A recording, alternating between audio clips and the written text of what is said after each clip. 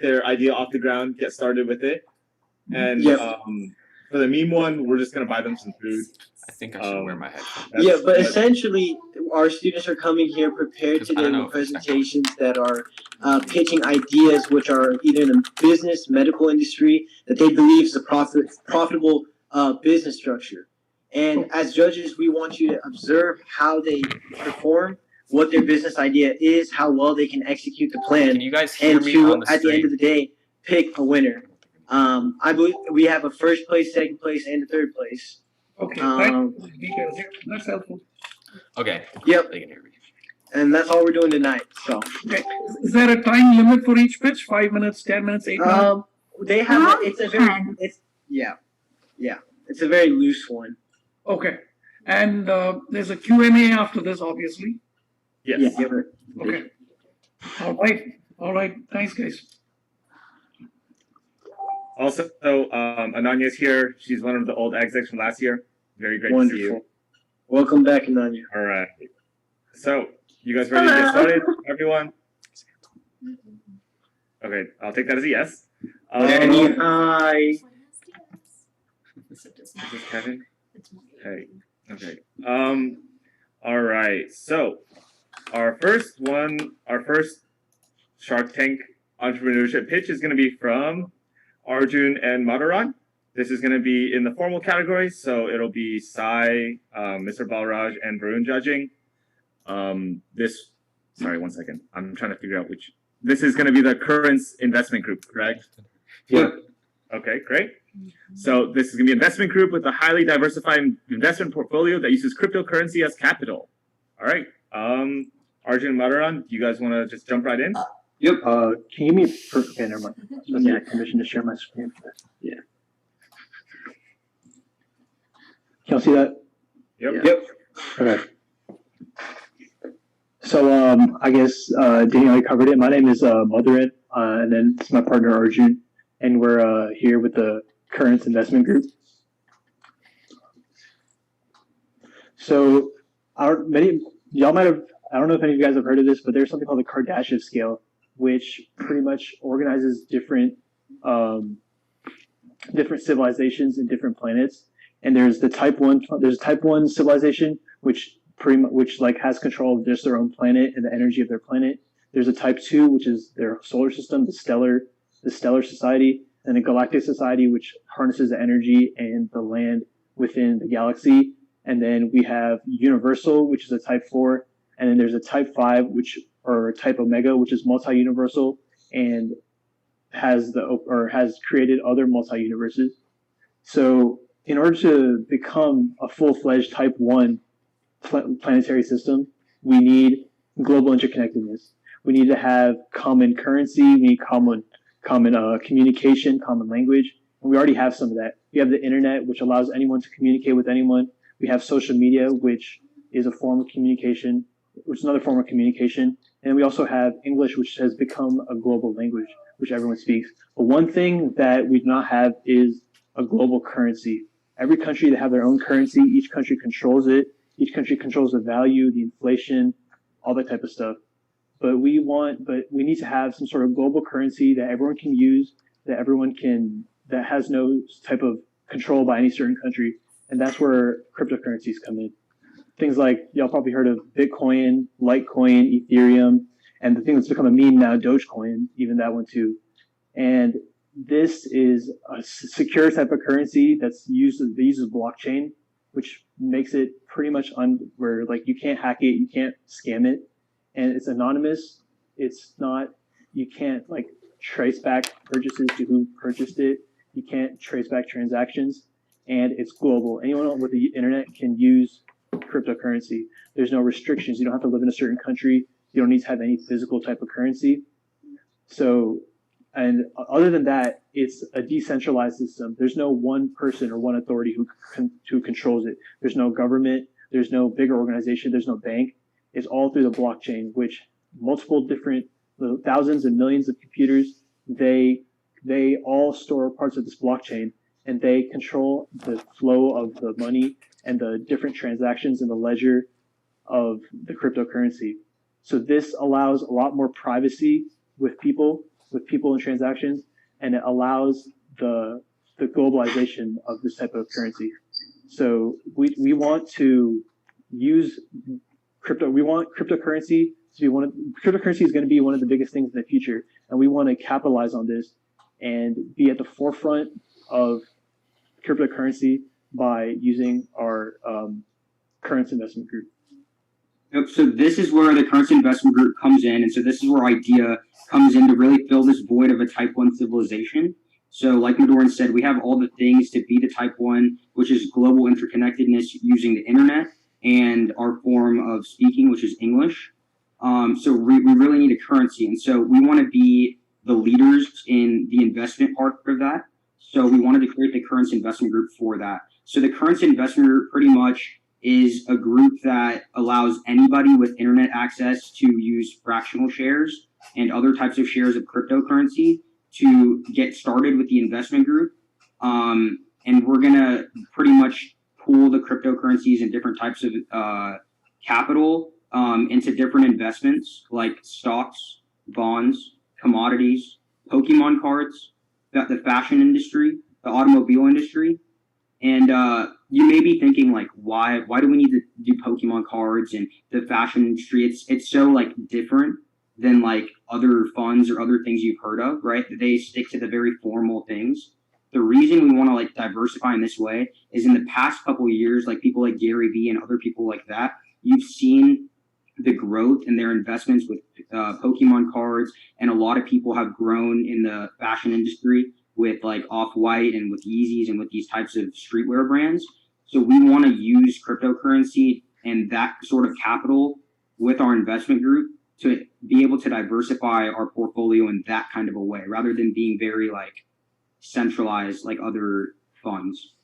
Like traditionally, stocks and bonds are the main type of thing that are invested in, but we have seen throughout the recent like 10 years, a lot of like people that use like sneakers or reselling like high-end fashion brands have been able to make a lot of money and make a lot of money at a fairly fast rate. They don't have to worry about declines in the stock market or a bear market or a bull market. There's always demand for these types of luxury clothes, luxury shoes. So there's always going to be growth in that market, especially now with the globalization of social media and the popularity of fashion and celebrities who spread this type of fashion. And like I mentioned before, anybody can really get involved because the way cryptocurrency works is you can take fractional shares. So if you want to invest in our fund using $10, then you take a fractional share of whatever $10, whatever cryptocurrency you want to use, and then you can apply that to our group. And then at the same time, the group is accessible to pretty much anybody because of that. And so it really separates us because most mutual funds and index funds have this minimum cap of salary and net worth. So it's hard to get involved with this kind of stuff. So the cool thing about our currency investment group is that really anybody can get involved. If you have a phone, you log on, you get on the app, you get involved, you put in this much cryptocurrency as part of your capital, as part of the investment, we diversify it for you and we make you yearly returns. So it really separates us from most other mutual funds and index funds because it allows us to incorporate all sorts of people in different economic backgrounds. So the thing about mutual funds is that they're able to sort of in a way beat the market and control the market, right? And a lot of these mutual funds, like Arjun mentioned, they have like an initial investment amount that could be $10,000, $100,000, $1 million, or they have a minimum net worth to be able to join this mutual fund. So only rich people have access to it. But we want to solve that because, one, we want people to be able to make money and make a living and be able to retire happily with money. But also, we want more people to get involved into cryptocurrency and stocks and investing in order to better their life and spread this future of cryptocurrency. Yep. So we actually have talked to many industry professionals. And we've actually got the support of Dave Portnoy. As you can see his tweet right here. You know, Warren Buffett is a great guy. When it comes to stocks, he's washed up. Currents is the captain now. So, you know, invest in currents. Yep. Also, always remember this. Stocks only go up. Thank you. Any questions? Yeah, we wanted to leave some time for questions because I'm sure there's some people who are eager to ask. Right. Let's start off with the judges' questions. So Varun, Sai, and Mr. Balraj, you guys mind going first if you guys have any questions? And then afterwards, for the remaining couple of minutes, we'll take questions from the audience and as well as the other judges that are not judging. No. Yeah, maybe I can get started. I am just a little confused on exactly how the business model works. If I, as someone with money, want to invest in currency, do I pay in US dollars or do I pay in Bitcoin to invest in your business? So the way that works is you want people to buy coin in like Bitcoin or Ethereum or whatever kind of coin you want and use that as part of the capital. So like there's not really many places where we're using cryptocurrency to use as payment or as capital for different investments. So we want to be like the leaders in that sort of sense. So you would buy coin and then use that coin in terms of your capital for the investment. Gotcha. So you don't accept US dollar, for example. I would pay in 1 Bitcoin to get a fractional share in your company. Yep. And you would be diversified across luxury goods, stocks, bonds, options, etc. Yes. Yeah. Okay. Understood.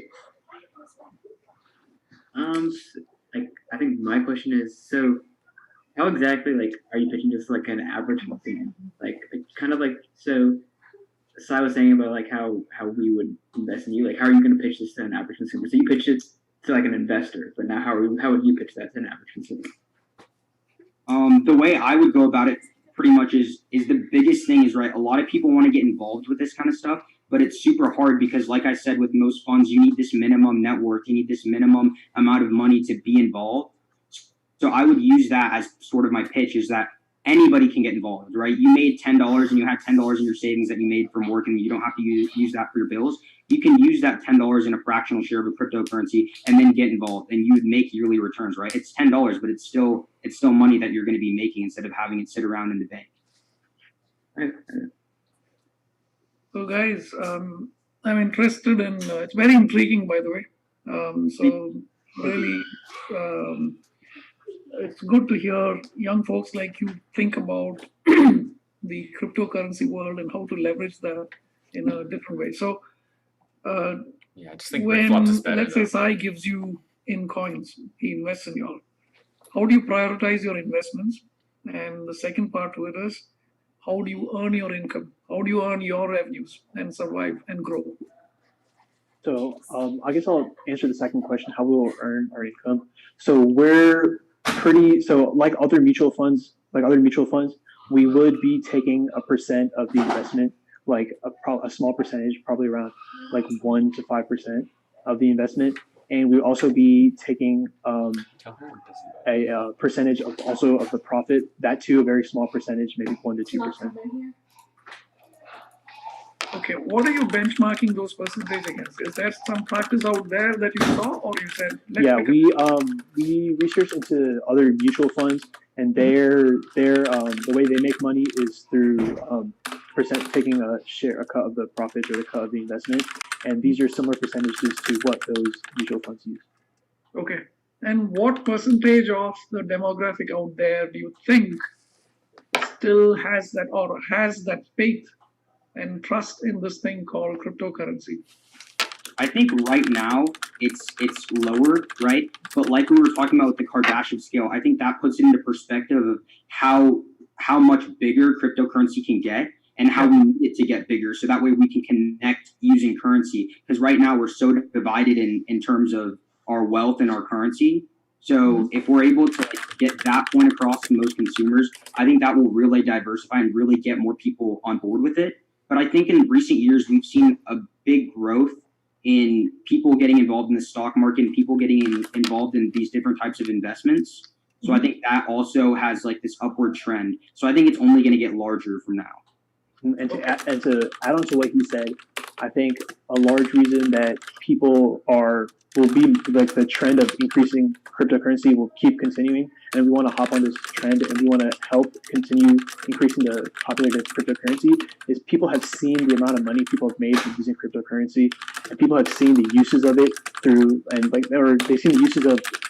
anonymity and privacy, and also the fact that it is separate from the government and people don't have to rely on the government, where the officials might have other motives on regulations or other motives on other motives that which it would affect inflation. Cryptocurrency is, like we mentioned before, more decentralized and will give consumers more of a reason to use cryptocurrency other than traditional currency. Okay. Any other questions? Do the three of y'all have any more questions? Oh, I'm done. All right. Do we have time for any more questions from the audience, or is that time for that one? But I just want to thank you guys for your time. It's been a pleasure. Yeah, thank you for your attention. Thank you for Right. saying. Hopefully get Great involved. idea, yo. If anyone else has any other questions, just feel free to ask it like after everything's over. I don't want to spend too much time asking questions at the moment, and that's the judges right now. I mean, if anyone has questions, if you want to message me in the chat, I'll feel free to ask. I can answer any questions you guys might have. Or Arjun too, I'm sure he'd be happy to answer you guys' questions. So our next presentation is going to be from Brianna, Aurelia, and Stephanie. It's going to be a formal business presentation. The product is called Productivity. The short description is, this is our take on a Pomodoro timer, but with a twist. Study more effectively and get things done while brewing your favorite boba order. The Pomodoro method is a way to focus. Sorry, I can't read the rest of it, but I'll let you guys explain. Go ahead. No, you're. Stephanie will be sharing her screen. Okay, hi, I'm Aurelia. Okay. I'm Brianna. Aurelia. And I'm Stephanie, and we're the creators of Productivity. So, you may be asking, why did we create this project? Well, according to a UC Davis Health article, COVID fatigue has been prevalent throughout the pandemic, which results in a severe consequence prominent among students, like us, such as a lack of motivation to complete daily tasks, especially homework. She's always flaming this. Why did we create a web app by students like us who suffer from the same struggles mentioned before for students so that they can boost their productivity? To help alleviate this problem, we brainstormed and finally came up with a solution. In order to alleviate the fatigue, we combined a study timer with something we all my love, mic fine on the playbook, stream and made a web when I app talk? out of it. This web app is based on the Pomodoro technique, which is a way to focus on a task by working in intervals, consisting of long periods, which is about 25 minutes long, of work, and small breaks, about 5 minutes long, in between. And you may be asking, why is this technique effective? Well, it gives you a short amount of time to adhere to one task or goal, therefore forcing the student or the person studying to get as much done as possible during that time. Introducing Productivity, a high-quality web app built with HTML, JavaScript, CSS, and Figma for prototyping that merges the Pomodoro technique and a milk-tea cafe experience to create a fun study session for students and young adults. We designed a user-friendly homepage for a seamless user experience with a simple color palette and minimalistic features that curate a balanced workspace with less details on the homepage to allow for a more easy and efficient experience in navigating the website. With that being said, we're going to be giving a quick demo so you can try it yourself at this link, and we do recommend that you use it on your PC/laptop because it was designed for desktop use and it's not yet optimized for mobile use. So I'm just going to pull up this right now. So when the user first opens a web app, they're greeted by a user-friendly homepage. So there are a few tabs on top to help the user with their experience. The first tab is a button that is there for the entirety of the boba ordering experience, in case the user would like to start their order over. The second tab is for the credits, and the final tab is a small about section with a summary of the process and what this web app stands for. Then the user is prompted to enter their name for a personalized experience. Throughout the process, the user's name will show up with small personalized messages to help guide the user throughout the process. For the first step, the user will then choose their favorite boba order. The user will then be taken to a screen to customize their sugar levels, indicating the length of their break time, because as we all know, break times are very sweet, ice levels for their study times, and the quantity, which is representative of the number of intervals the user would like to study for. The minimum amount of time allocated to studying is 25 minutes, as is the standard of the Pomodoro technique. But of course, we pride ourselves on the full customizability of this experience, so the user can always increase the timer if they prefer a longer study session. Users are then able to choose a cafe layout that suits their preferences. The theme that the user chooses is the color palette that will show up on the settings screen during the study session. And finally, you can just click the button to start the study session. Right, dude. And chill lo-fi beats, this web app will increase your productivity in no time. There's also a to-do list at the bottom where you can add and delete tasks accordingly. And of course, as you can hear, there was music playing, but you can mute it at any time if listening to music is not your cup of tea while studying. Once the timer is finished, if you selected one interval, it'll take you to your break and it'll ask if you want to keep brewing, which will bring you back to the page where you choose what tea you want to brew. And if you selected more than one interval, it'll just keep looping in the process of studying and taking your break.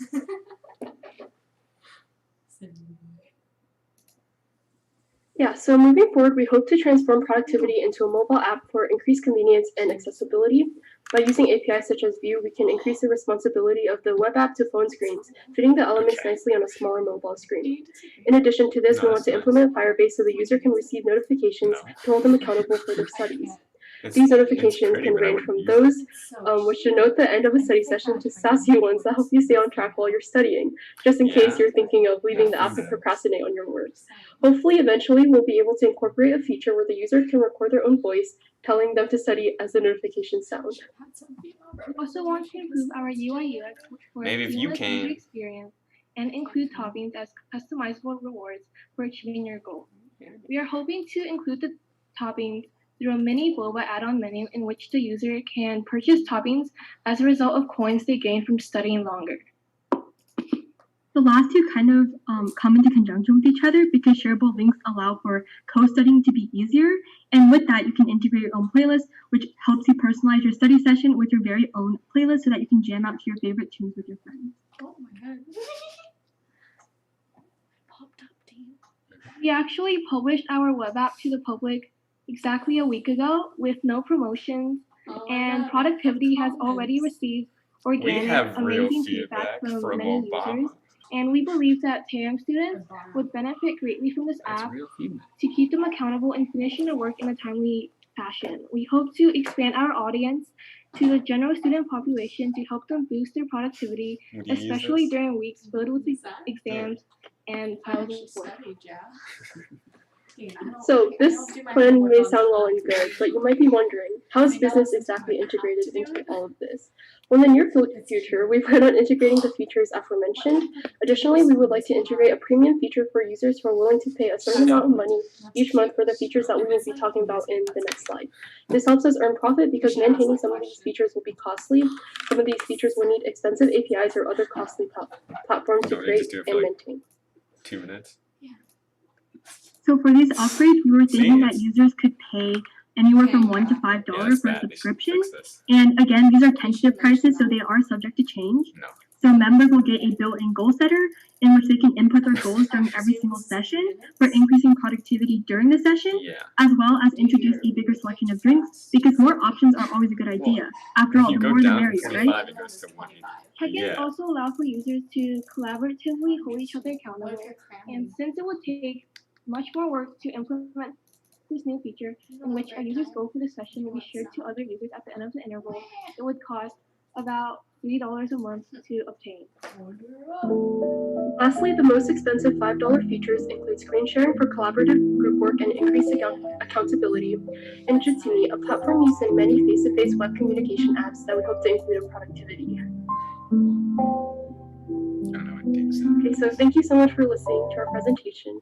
If you have any questions or if you'd like to give us any feedback, please feel free to ask now or fill out the form below so we can improve our app in the future. I love you too, woman. You're like a madman just talking So, to yourself on go ahead. Yeah, you can go ahead first. So, I see the team is very happy presenting this. I can see you guys went out and built this and actually got users to look at it, right? You said you put that out there about a week ago. So congrats for having the courage and the conviction that, hey, this might be a need out there. It's coming from your own frustration, from your own pain. It's from your experience. So you wanted to try this out, right? And you got good feedback.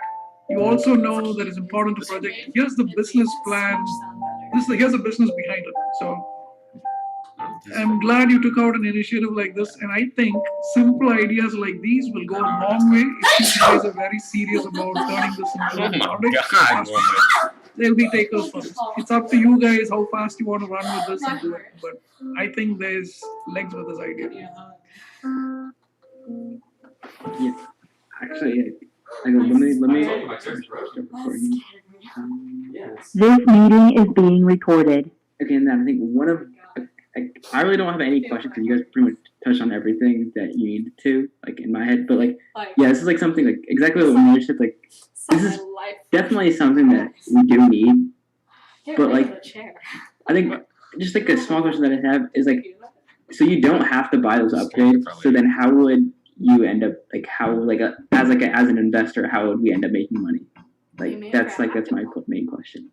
Yeah. What do you mean? Like, you don't have to buy the upgrades? Yeah, like, so are you saying you don't have to buy the upgrades, right? Oh yeah, you don't have to. It's only if you want increased features, I guess. So this is more about just helping students.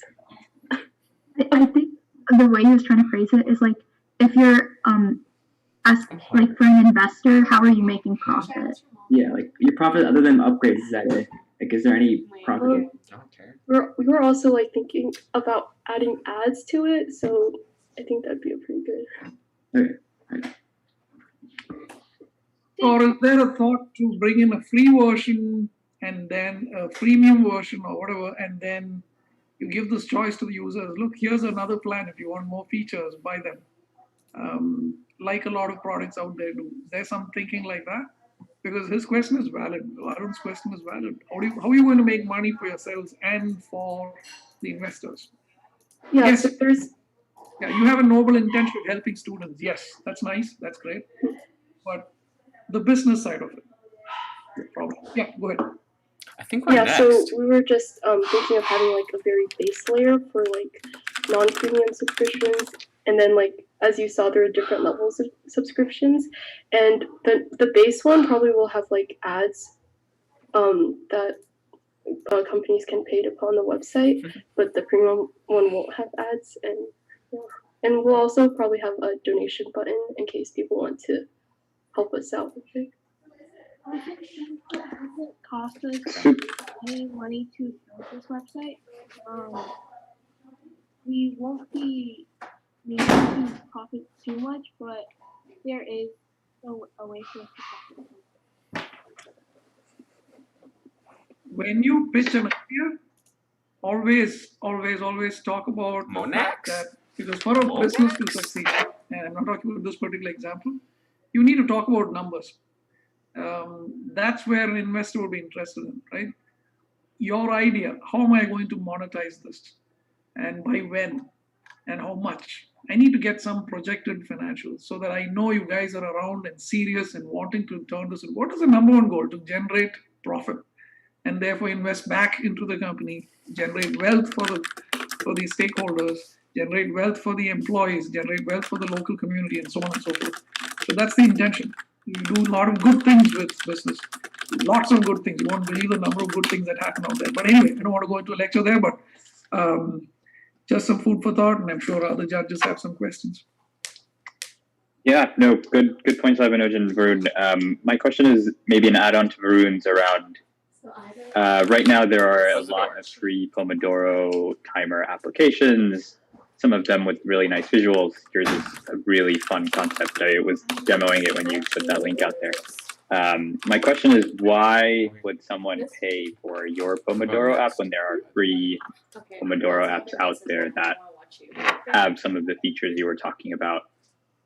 What's your plan to market? What's your plan to get paying customers?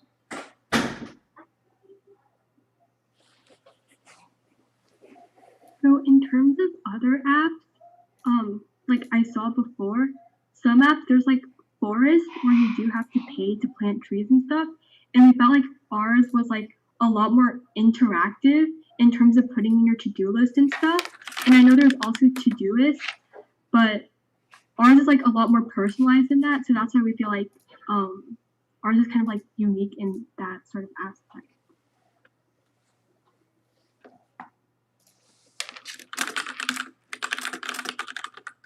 Gotcha. Yeah, I would encourage you to keep thinking about. I love the personalization idea. I love the idea of combining a to-do list with the Pomodoro timer. Continue to think about how you would be able to monetize it. I think that was the theme that both the other judges were talking about as well. But I love the idea. I've been literally on the brewing screen since you put that link out. It's really nice. It's a great work, team.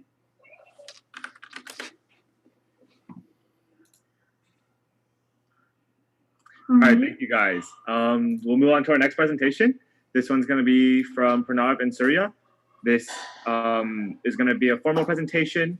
The product is called ECSS, and it is a vape detector for schools. Go right in. Go ahead. Oh yeah, Pranav's going to share it. Well, we're not going, so Why? some other group is going. I don't know. You're fourth. Well, we're not. All right. Interesting. Did Ivana not go?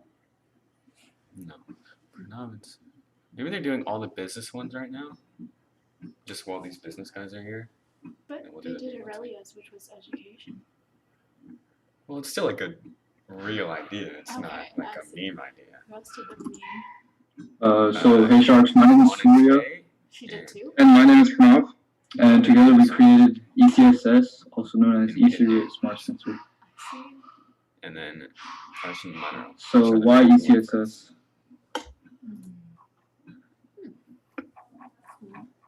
So let's take a look at the stat. Among current e-cigarette users, 38.9% of high school students and 20% of middle school students reported using e-cigs on 20 or more of the past 30 days. And vaping has taken over teens like any other lethal drug would. According to the Truth Initiative, e-cigarette usage in the past decade has shot up 1,800%, and it's getting worse year by year. So there's not much that a school can do. School bathrooms and stairwells have become common meetup places, and it's just adding to the vaping problem with teens, and that's where we step in. ECSS, a smart and reliable way for school administration to stop this growing problem. Juice. Yeah. You're losing carpenter. Stop. Thank you, Secretary. So our target audience are mostly schools and office anywhere that Secretary. kids usually hang around in. I see these positions. Okay. So how ECSS solves this problem? Okay. So the process for the ECSS to how it stops vaping is first it'll be set up in bathrooms, and then from there, anytime a kid or anyone walks in, and if Step 3, and if the vaping is detected, then it will send an alert via an email or notification to the faculty.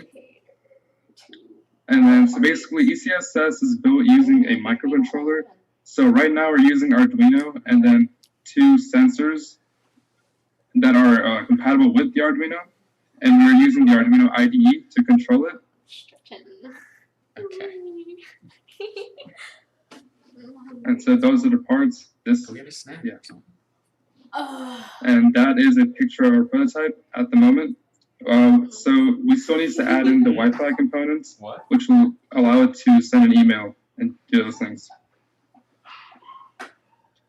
And this is a kind of like an example of what will happen. So if a student walks in and then Formaldehyde? and then they vape. So in the vape, there's one chemical known as formaldehyde, and that's what our detector picks up.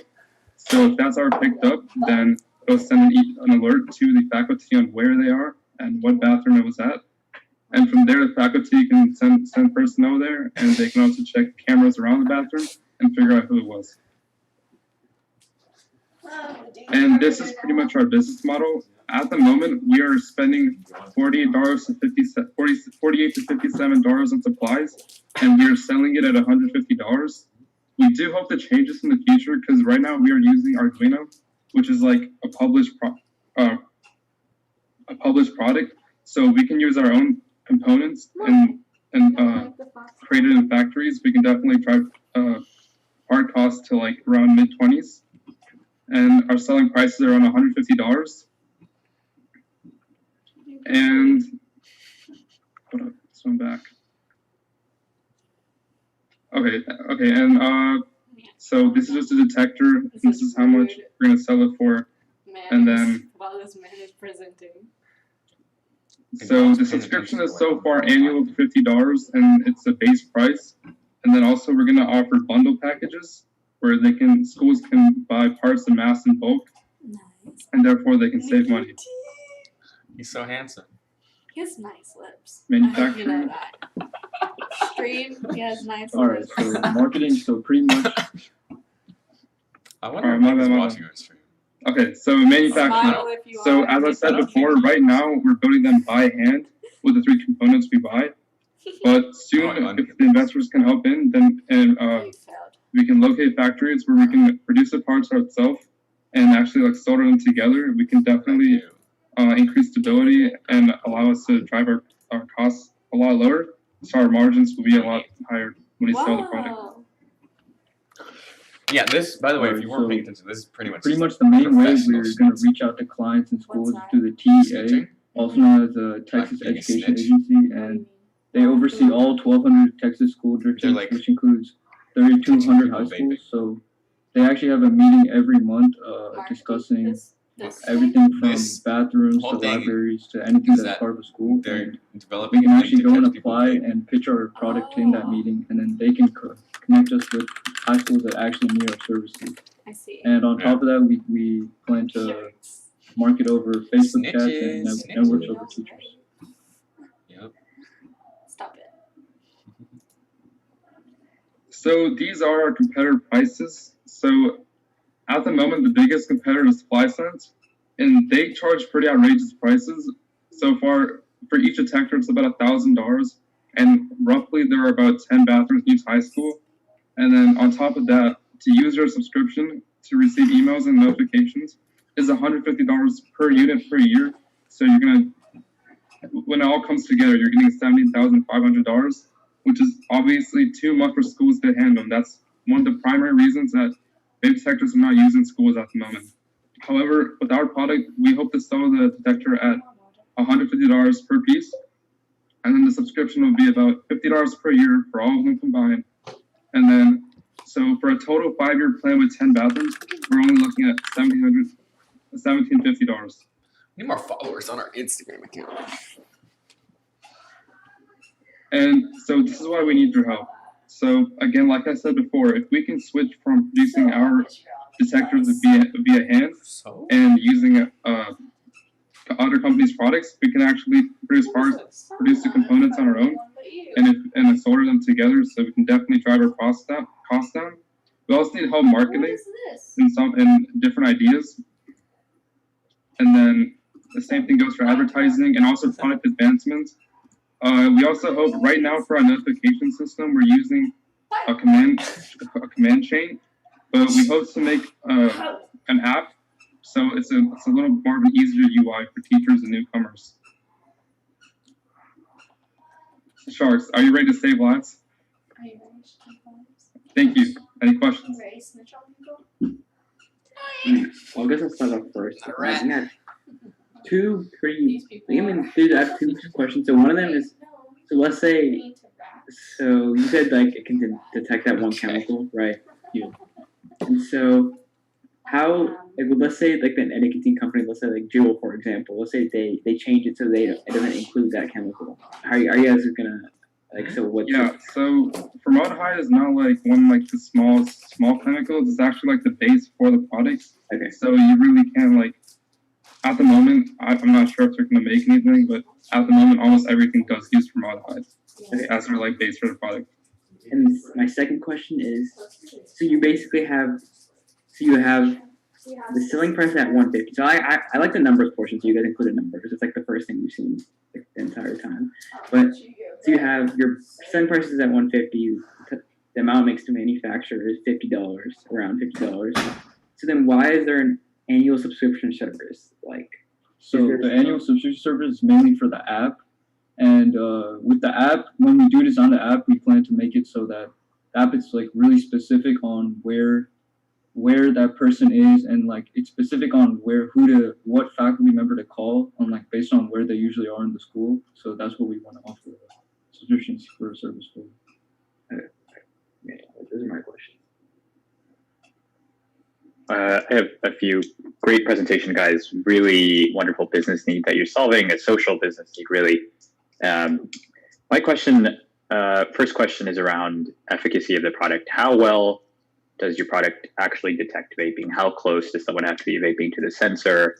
How well does it work in effect? Yeah. So at the moment, we have tested it before. Obviously we don't have a vape to use, but we have used like formaldehyde, and we use like a chemical, and so it goes through the process almost of how a vape works, where we reach it to a high heat, and then the formaldehyde comes up, and it does detect it, and it all goes through. The only problem is our area and how far it detects.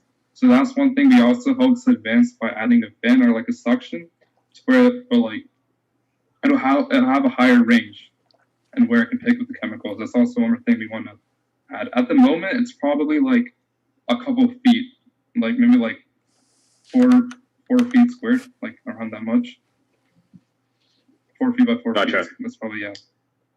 Gotcha. So that gives me a little cause for concern in that it's still relatively untested. So I would recommend testing that with actual vapes or other similar products to make sure that your product works well. Second question is around your competitor. Why haven't Texas schools already adopted FlySense? Is it the price tag? Is it the fact that it hasn't really stopped vaping? Why public haven't? schools, they don't really have a set budget for the stop the thing because it's considerably a new problem. So that's why we want to go and propose to TEA, which is kind of like an overseer of all of this, and they can kind of pull for us. And at the same time, ours is so much cheaper than FlySense that public schools and private schools, they can actually afford to put this in their schools over FlySense, which they'll take way more money than we do. And the market is so big that not just in Texas, we can go to each state and even international. Japan is right after US and vape consuming, that we don't have to go as high as FlySense for our price. Gotcha. Yeah. Advice I would give is public schools in general have very limited budgets. And so when you do end up going to the TEA or to your high schools, make sure there is beyond just the reduction of vaping, make sure there's a clear sort of almost business need that the school fulfills. And I use that term lightly, but make sure you clearly show how well your product works and any sort of evidence that this product will in fact reduce vaping and that it won't just lead to students finding other ways to hide their vaping behavior, for example. That's the advice I would give. Yeah. You're so weird. Okay. Okay. So really good serious issue you guys are trying to solve. So really appreciate bringing such solutions or attempting to bring that. Did you guys actually build a prototype or something, or you just working? Yeah, that was a picture I believe I showed. Okay, the one I saw. Okay, I missed that. Yeah. Okay. So this has recording in the cloud as an option. So right now we don't. That's also one of the things we want to add with the app. That's kind of that's one we want to advance. Yeah, I think that's what FlySense does, right? They have a cloud backup option, and that's why pricing is quite high. There's a lot of data being stored there, so they can go back and validate what they found and all of that.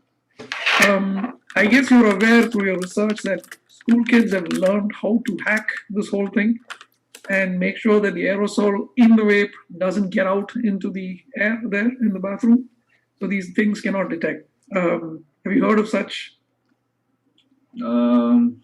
Yeah, but our chemical that we detect with our sensor, it's actually it's the reason why the juice inside the vape, that's why they put that chemical. So the only way we could kind of combat that is maybe keeping the sensors lower on the walls or on the stalls maybe, and then it would be higher chance of it catching.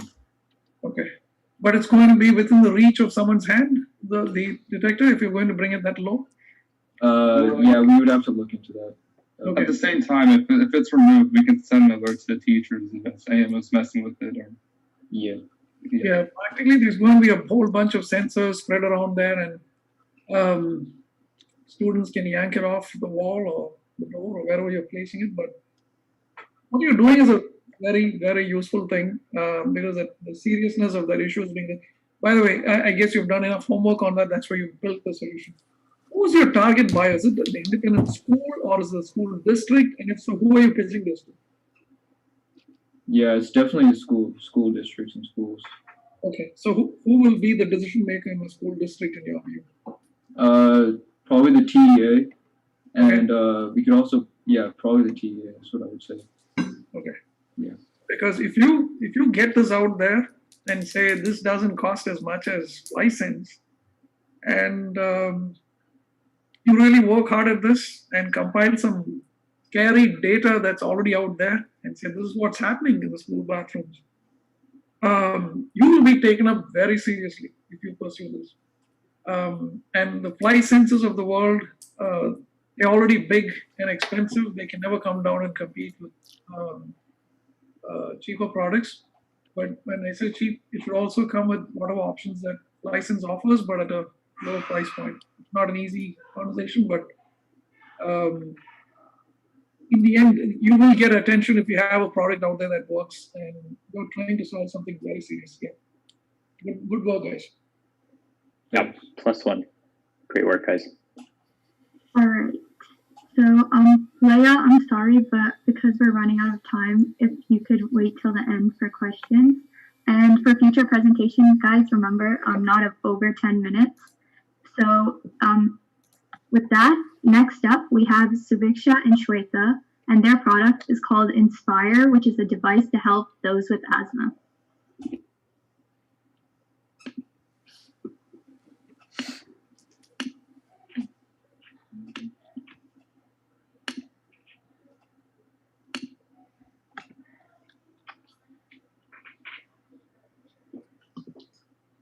Did you know that 1 out of 13 people have asthma? According to the CDC, it's true. Asthma patients face a constant struggle of not only to control their condition, but also to face the repercussions of it, such as mental health. Hey, From possibly feeling weak due to the use of an inhaler, or even having another episode of asthma attacks, asthma patients may endure many difficulties that don't meet the eye. My name is Shweta, and this is my partner Subi, and we introduce our product, Inspire. Inspire, meaning breathe in Roman, is a U.S. biomedical company or Inspire product means designed to inspire provide in a English, secure though. lifeline accessible to asthma patients by providing an innovative and efficient device. This device encompasses a multitude of life-altering features, including analysis and prompting for life, sustainability, updated technology, and emergency procedures, helping prevent and combat the conditions of asthma if necessary. This device is placed on the radial artery or wrist, a pulse point where it's convenient and accessible to one at the tap of a finger. Inspire has a wide range of potential features that are greatly effective, helpful, and even life-saving when dealing with most or all scenarios asthma may present. The features of this device are simple. The wristband has sensors to monitor their user's motions, heart rate, and blood oxygen level. Our program will supply this information to the patient's doctor in order for the physician to be aware as well. Our next feature includes the emergency contact button that can be utilized when one needs help. With one click of a button, someone can receive help if they're in the middle of the task. Besides these features, we also have supporting features such as pollen tracker, inhaler trackers, and reminders. Users can add therapy options to their device for more help. Here's a design of our app that customers can use to help manage their watch. As shown in the images, the app provides their conditions, or updates of their conditions, sorry. Inspire plans to reach to 2 target customers. Our primary target audience are those with asthma, both children and adults. Although our primary target audience are those with asthma, we would like to be inclusive with all age groups as there are many repercussions and it would be beneficiary to all. Many parents may also find it beneficial as they could have a hand in the process of their child's condition through the use of our app, which they could help and manage information. Additionally, our secondary target customers are legal medical supply stores. Apart from selling on our own website, we would also like to connect with medical suppliers in local areas so that patients can reach out and get the product easier. The benefit of the unique value of our business includes having an authorized device that efficiently works in dealing with the numerous aspects of asthma, such as preventing and treating it while providing layers of protection unique to the patient's need. According to a medical survey, What? other devices No. the market are designed to help with asthma are often insufficient and non-aligned when dealing with the numerous aspects that technology has. So what's different in Inspire? This is because our device is helpful in all scenarios and not just one. It addresses majority or all of the problems asthma may cause and offers solutions to it, ranging from the process of effectively preventing it all the way to immediately treating it if necessary. Its wide range of features, personalized to an individual based on viable options, makes it the ideal device for personal use of all patients. Inspire takes advantage of the opportunities in the healthcare market by filling in the holes of some of today's inefficiencies when caring for the condition. Patients who constantly have to look after themselves now have a device with 24/7 working capabilities, doing most of the work for them, and in most cases more efficiently than they could do themselves. It lets patients enjoy their day-to-day activities without the weight of their condition holding them back. How much does this life-altering product cost, you ask? Only $225. We derived this number by calculating the price of sensors for the specific features as well as the mobile app development that will happen at the beginning phases. And Inspire, including all the features, costs $150 to make. In order to expand and venture out in the future, we made our profit margin 50%. In other words, an Inspire unit makes a gross profit of $75. Assuming that we only receive 50,000 customers in our first year out of the 25.7 potential customers in the United States, we make a revenue of $4,125,000. To put it how cheap that is in comparison to other asthma products, the annual per person medical cost of asthma was $3,226. Overall, our business plan includes many steps. At first, we will start with product development and manufacturing by taking our designs and implementing it into samples. Then we will go through testing to see how potential customers react by going to asthma groups, who are support groups for asthma patients. After revising the product and receiving feedback from these customers, we will sell the product while marketing and making constant upgrades. Inspire's immediate initiation of a medical procedure, multi-purposeful functions, and ability to effectively prevent asthma makes it the most favored product in the market today for all asthma patients and possibly even all in the healthcare industry. Yeah.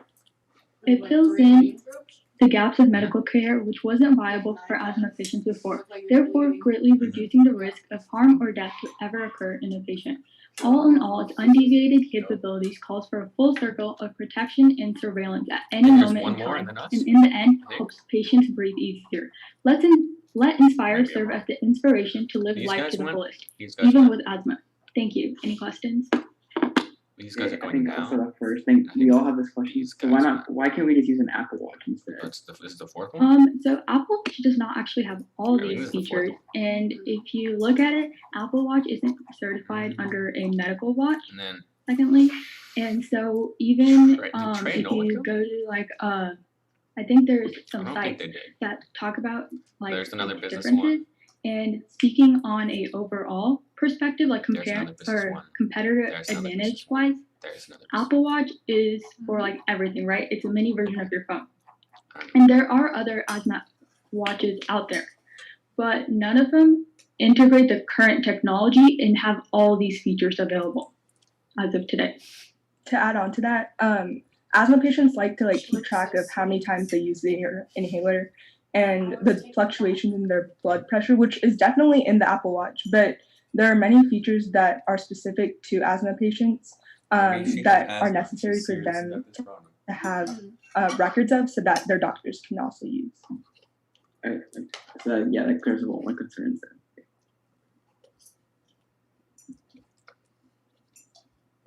So, guys, you might want to research on a company called WYZE, wise.com.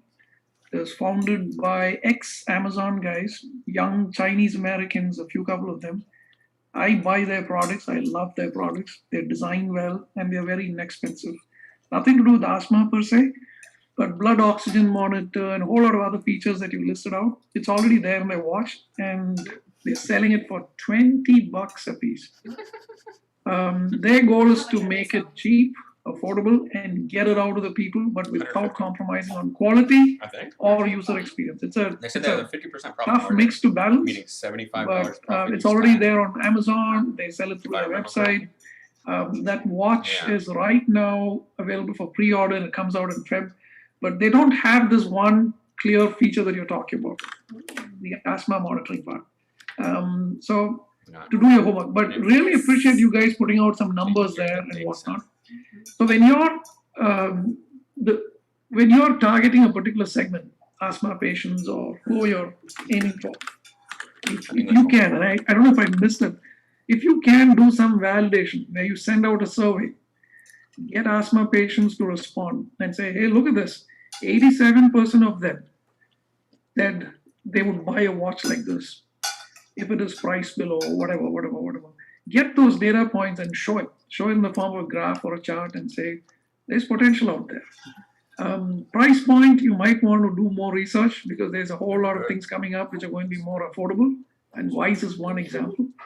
But great presentation. I like the way you stated the problem and then said, this is the solution. I like the way you started that. So Thank you, and we'll take your feedback and look into the other companies as well. Thank you. Thank you so much for your time. Is there any Yeah, other- no real further. I was going to ask more about what current asthma products or what current asthma patients have asked for in terms of features that don't exist in current products. So if you have some knowledge on that, I would love to learn more. Otherwise, no further questions really. Yeah. I had a friend in my old high school, and she has asthma, and she would have to have a log of like how many times she used her inhaler. And from there, we kind of also used how asthma is also predominant in the US and how we could connect both ideas and see how asthma patients do have these kind of regulations that they need to follow. And it's kind of like even though it's like a minority in the healthcare industry, not one of the like top issues, it's still predominant for them, and it's still necessary for them to still be living their life and still breathe. Yeah. And another thing is like all the problems that we tackled were problems that we like searched up and like what were problems that patients currently face the most, or like what triggers asthma the most. And so we try to integrate those into our watch. So how many people did you talk to? I only talked to like 10 people. Yeah. Personally, but I would like ask them, and I do see them like when school was in person on a day-to-day basis. I was able to see how it affects their life firsthand at least. There's nothing wrong with talking only to 10 people.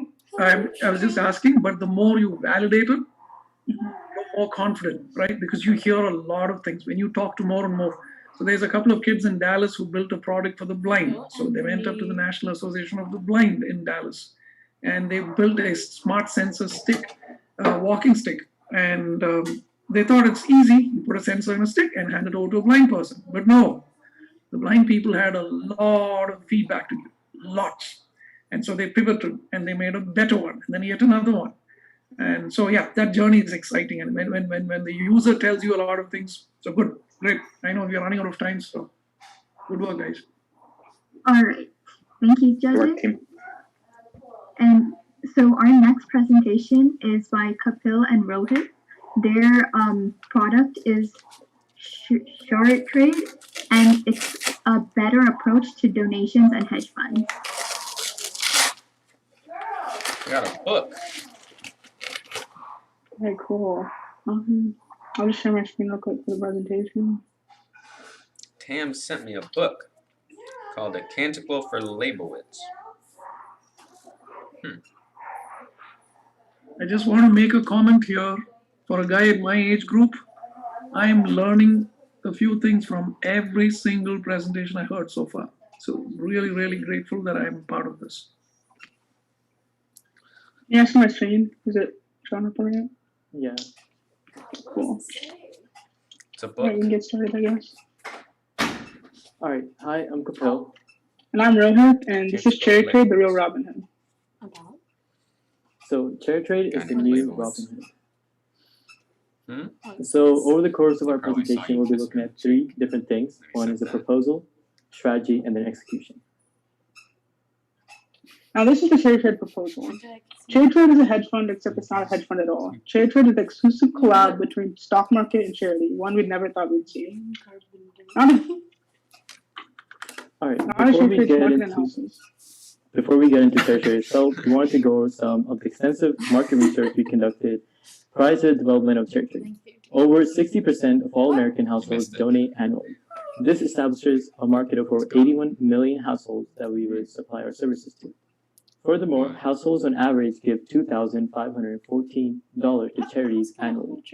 We'll go over numbers in just a minute, but this number is substantial in itself as we explore the benefits of compounding. Lastly, we analyzed the quintessential stock market indices, this S&P 500, which realizes 8 to 10% returns. That will come into play in just a second. How does Cherry Trade? Cherry Trade business model is simple: raising capital, formulating strategy, and going to the moon.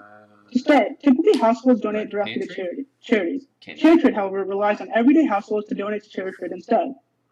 After capital is raised through donations, we operate in similar fashion to mutual funds or hedge funds, so that we manage our capital through various investing strategies and techniques.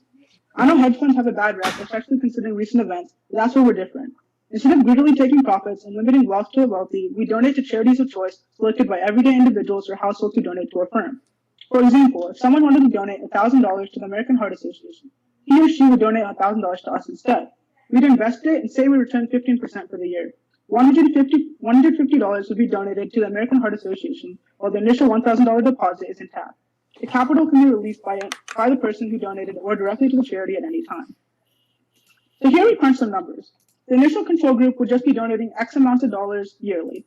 This way the return is 1-to-1. The next chart shows the return if invested with Cherry Trade for 5 years with a return of 1 to 1.30, meaning that the donation is increased by 30% overall. In a simulation of 10 years, we found the total donation increases by 55% over the span of 10 years. Here's some more numbers we've crunched. Both scenarios assume a yearly deposit of the average $2,515 is made and a donation of the profit is taken out yearly. Over the span of 10 years, the control group has donated to $25,140, whereas Cherry Trade is projected to donate over $38,000, concluding the 10-year time span. Next, we're going to talk about strategy. 4 main aspects make up our overall strategy and operations. Cherry Trade will attempt to invest in sectors that idolize similar values to that of our customers' intended charity. For example, Cherry Trade would invest in clean energy equities if a customer intended to donate to an environmental charity. Similarly, the entire portfolio will be managed by sector composition and will rebalance occasionally. Next, we have a prototype and rigorous trading strategy that focuses on aggressive yet risk-managed investments through various degrees of analysis. Lastly, Cherry Trade will make donations biannually based on projected yearly returns. Here are a few key aspects of a rigorous trading strategy. We will analyze trends, fundamentals, and candles, as well as a few key indicators such as RSI, MACD, and Bollinger Bands as a part of our investment strategy. I won't bore you with all the technical stuff, but if you're interested in learning about our strategy, I'd be happy to answer any questions you may have. Now, I'm going to walk you through our business plan and talk about a couple of different things, including funding, branding, marketing, and donations. Next slide. Well, we're not going right now. One more. So, a key factor in our business model is funding, since all of the money we take in comes in this form. We're going to accept either recurring or one-time donations with an emphasis on recurring ones. Each donation also has to include a particular charity this donation has to go to. To boost funding efforts, we also plan to have an annual event where we hold workshops about a multitude of different topics about financial literacy and how instead of working for money, we can allow money to work for us. In order to keep customers in the loop and attract new ones, we'll be focusing on these 3 marketing channels. The first one is weekly newsletter, where we talk about financial concepts and charities we have donated to. We'll also highlight facts such as the amount of money we donate to charities versus how much money our customers put in. Another thing we're going to focus on is social media marketing, especially making posts about financial literacy, donation, and interacting with our audience. Lastly, we'll be sending email updates to people about the status of their donation, highlighting the increase in investment and also what they should expect to be donated to the charity of choice. A really important aspect of a nonprofit and hedge fund is how people feel about the brand. While painting our image to others in multiple different channels, we'll be focusing on highlighting our brand integrity and our goals. For brand integrity, we'll be talking about how our organization's internal identity is aligned with its external image and both are aligned with our mission. We'll also highlight that our goal is to get huge return for investments for our customers so we can donate significantly more than they put in towards their charity of choice. Finally, let's talk about the specifics of our donation. So after we are finished trading, we'll invest the profits towards everyone's charity of choice. The actual amount will depend on how much the person put in. So for example, if someone put in 10% of the total amount we collected, their charity would get 10% of the profits. People like The key here is that we're only going to donate the them to profits invest in while stuff, keeping the and then they initial amount. donate all their profits This to means that charity, each successive year, we're going to have more and more money to invest, which will lead to bigger profits for our clients, kind of like compound interest. Yeah, thank you for listening. That'll be all. Does anyone have any questions? So I can start here, guys, if that's okay. Super cool concept. You're basically an external endowment service for charities that may not have their own endowments. So really cool concept. My first question is, if I knew what I wanted to invest in already, why would I not, or a charity that I wanted to donate to, why would I not just donate the $1,000 to that charity when often, at least many of the bigger organizations have their own endowments? So if I donate $1,000 to them, they're not spending that $1,000 that year. They're going to put it in their investment vehicle and only take out the returns anyway. So what is in it for me to invest in y'all when the organization that I'm donating to already is doing that themselves? That's a valid question. Yeah, that's a good question. So I guess our differentiator is that once we gain profit, so let's say a person, I want to donate to a random charity. Okay, I take $1,000. I have two options. I could donate right to that charity. That would give $1,000 to that charity, or you could come to us and we'll take $1,000, and let's say we get 10% return that year, and we'll take the 10%. So we'll donate $100 to that charity. And then $1,000 will still be there. And then the customer has a choice. He could donate that $1,000 with the $100 we put in, or he could keep it there, and then we could invest the profits next year, and he can have another choice of taking it out next year. So it's compounding every year, and they always have a choice to take it out and put it back in. Like what Kapil said, the idea is we're basically just collecting money to borrow it and kind of hold it for them while we use it to collect returns. So in that case where you donate directly to an endowment, you wouldn't be able to per se get your $1,000 back. But here, say you left it in there for 5 or 10 years, and you donate $100 and you want to get your $500 back. We've still made those donations, but you can still get your $500 back towards the end of your time span or however long you want to keep it inside the fund. Interesting. So, in my experience, when people make a charity donation, they typically don't ask for that money back. Oh, but interesting concept. Yeah. So yours is a non-profit hedge fund that will help donate or channel money to other non-profits. Essentially, yeah. By spinning a hedge fund model. Okay. In your research, what percentage? So the U.S. is the most generous nation on earth. I guess you know about it, right? Do you know what percentage of that giving comes from individuals or homes?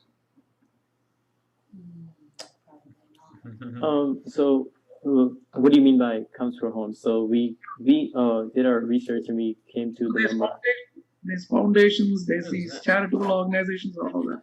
Then there's individuals like you and me saying, I'll donate to whatever, XYZ organization.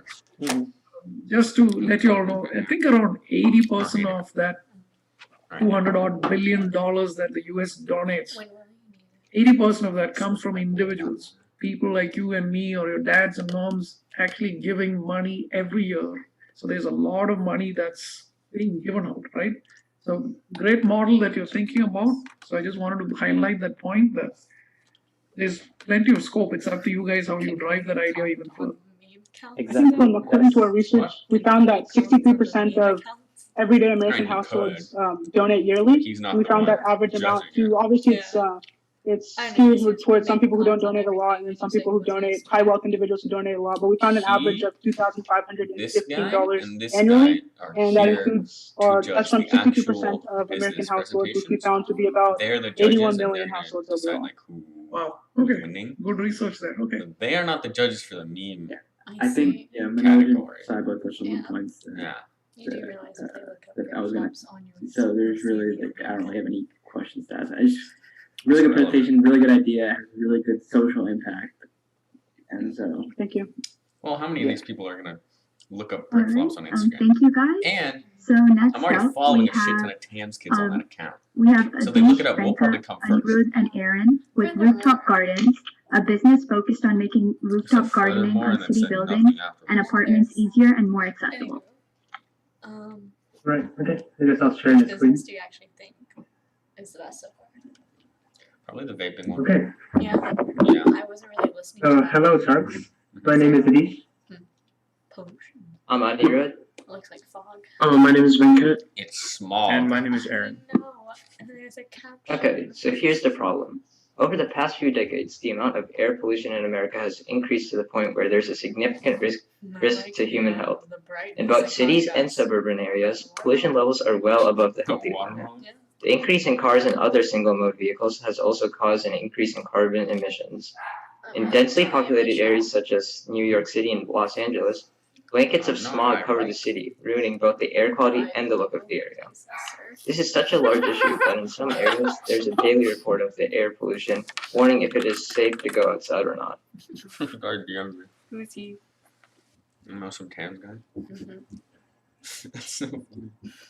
As you can see in this chart, air pollution has the fourth highest amount of deaths by risk factor, so this is a major issue.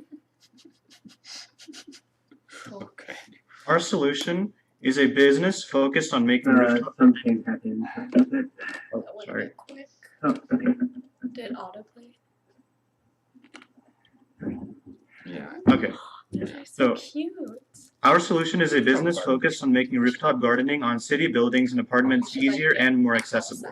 By providing multiple gardening plans, which can be chosen by each customer, we ensure the ability to not only improve the status of our environment by adding more greenery, which can reduce things such as carbon dioxide levels, but we also give residents the opportunity to eat fresh and tasty food grown nearby, and we also help increase property values of buildings. And this is exactly what our business is, Rooftop Gardens Incorporated. And like Aaron said, we are dedicated to aiding people who are interested in setting up roof gardens with the process of setting up a roof garden, giving them the required materials and also helpful services that could help them in case anything happens to the plants. So this is our basic unit of roof gardens. It's an 8-foot by 8-foot patch of soil where plants can be grown. The materials used for each unit would include 4 pieces of wood, 2 inches by 6 inches by 8 feet. It also includes 5 bags of soil, about $5 worth of fertilizer, and seedlings, whose price depends on the plant. Including $100 of labor, total cost per unit is $195 plus the cost of seedlings. Okay, so these are the plans we offer. The first plan, which is the basic plan, includes the full installation of the garden and also backups on the plants and a full report on the plant health. The second plan that we'll offer, which is the mid-tier plan, includes everything you'll find in the basic plan, along with access to our app, which provides information on plant care, and also a personalized and automated watering schedule that allows customers to understand exactly when to water their plants and the intervals. The last tier, which is the high tier, includes everything you see in the mid-tier and a gardening crew to care for the plants, watering, plant insurance on expensive plants, expert consultants to assess plant health weekly, and weekly services on a bi-monthly basis. So here are the cost of our each plan. So to initially set up a garden unit, it's $399 because you have to pay for, there's a price of the actual garden unit, plus the seedlings, and obviously plus the profit. And then the basic unit is $30 a month per unit.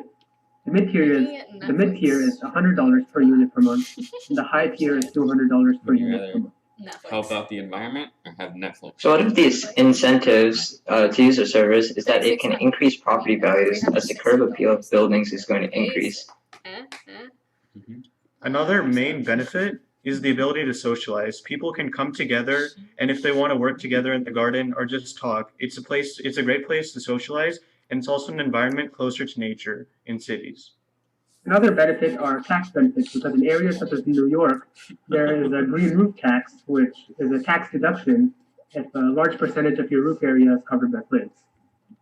Another benefit is you get access to fresh and tasty vegetables or plants right at the area of your house. If I didn't kill every plant, I It also helps reduce smog over time, as plants help increase the air quality by absorbing toxic air pollutants. Another main benefit of our service over others is that we help simplify the logistics and maintenance. We make it very easy for, say, landlords, so that they don't have to hire external gardeners or worry too much about the details. This is our WOT chart. So our strengths would be that the team members here have experience gardening. Some of them have gardened before. And we also have computer science experience, so we can use computer applications to simplify rooftop garden care. And our opportunities are that, and in our area, around Frisco, downtown Frisco, Plano, etc., there are plenty of apartment complexes. And also nowadays, more people notice and wish to act on climate change. That's becoming a big thing. So one of our weaknesses is that this is a new company and we don't have a large influence in the community. But we hope to gain popularity as our service becomes more known. Make social media accounts. And one of the threats to our service is that pests are problems. So, yes. Yeah. And we'll strive to minimize the use of we'll strive to minimize the use of pesticides in order to minimize environmental harm. But in areas with high risk of pests, we will use environmentally friendly pesticides so that the plants don't die. So thank you for listening to our presentation. And do you have any questions? Any questions? No. I can kick us off maybe once again. First question, are any of the four of you gardeners? We do have experience. Two of us do have experience in gardening. We normally garden in the summer, and we've also volunteered a little bit. Yeah, I'm I'm a Teens for Green ambassador, so I work on a lot of recycling things, environmentally friendly initiatives, and on top of that, I also have access to some of the facilities at the Frisco Environmental Service Center, and I have a lot of contacts over there in case we do need any certified expert. Cool. Well, helps to have experience on the team, so that's a good start. Second question is, have you talked to property owners about what they do for their roofs currently? What kind of market validation have you done? We've not talked to property owners specifically, but we have seen that rooftop gardens are popping up in many areas. And Venkat actually found research saying that rooftop gardens have a significant effort on smog. There's like AC. And also combined with certain tax benefits, that's just another reason to do so. And as you mentioned in one of these slides, it does increase property value by curb appeal and by making the area, like if it's an apartment building, it's better for the residents. So in fact, rooftop gardens, the idea of rooftop garden started with houses in the Frisco area where there's a community, I believe it's called Tapestry. They are making houses with grass on top of the roofs. So this idea is already building up and picking up pace. It's just not in apartment complexes and office buildings, which is where we're targeting. Also, Go ahead. Oh, no, I was just going to say, also in many urban areas where, especially nowadays, COVID is an issue, but even without COVID, traveling to farmers markets can be a pretty long drive. When we have rooftop gardens, we keep all of the fresh and tasty vegetables, which are also healthy, close to residents, so that they won't have to go too far. So that is like another possibility of benefits for possible landlords. Yeah, no, understood and clear explanation of the benefits. Great job there. My only advice or my only kind of concern here is, if you haven't talked with property owners to see what they're doing right now, whether this is something they want, actually, it gives me a little cause for concern. So what I would recommend is to kind of develop the idea a little bit further, actually talk with people who have a need for this or who have roofs, who own apartment complexes around the roof, and then understand where they're coming from, how much they'd be willing to pay, whether they already do this or have thought about this. That's sort of what I would say. Really hope we're not the first meme to go, dude. I don't really have any questions. I just have a few comments to make. Always like there's like a few things that I love the business model. Like this was like one of the presentations that actually like clearly explained the business model and put it straightforward for us to see, so we understand exactly how much the prices are, and it has the most. I feel like it has the most return for our investment if we were to invest. And another thing is, I like how you guys mentioned the idea of like how New York has that green roof tax, and that's definitely going to pop up more and more, especially like in Dallas once those areas start to come up, because you can notice like even in like London, where I've seen a lot of the green like the rooftop gardens that you're talking about. Like there's a lot of them in London. Yeah, it's a meme presentation. They're slowly starting to pop up, so it's great that maybe not right now it might not be good like like an investment, but in the coming future, whenever climate change becomes even a bigger issue than it is already, this is definitely like something that would be great. All right, thank you. Thank you. Thank you. Should I stop sharing now? No, I just want to add a comment here for the team. The lawns, the millions of hectares of land dedicated to lawns in front of homes, right? It is a show of prestige and being in sync with the community guidelines and all of that stuff. But what are we harvesting there? Grass. That's it. And the amount of pesticides that go in. Tons of it, billions of dollars worth of pesticides. And there's also the mowing that happens.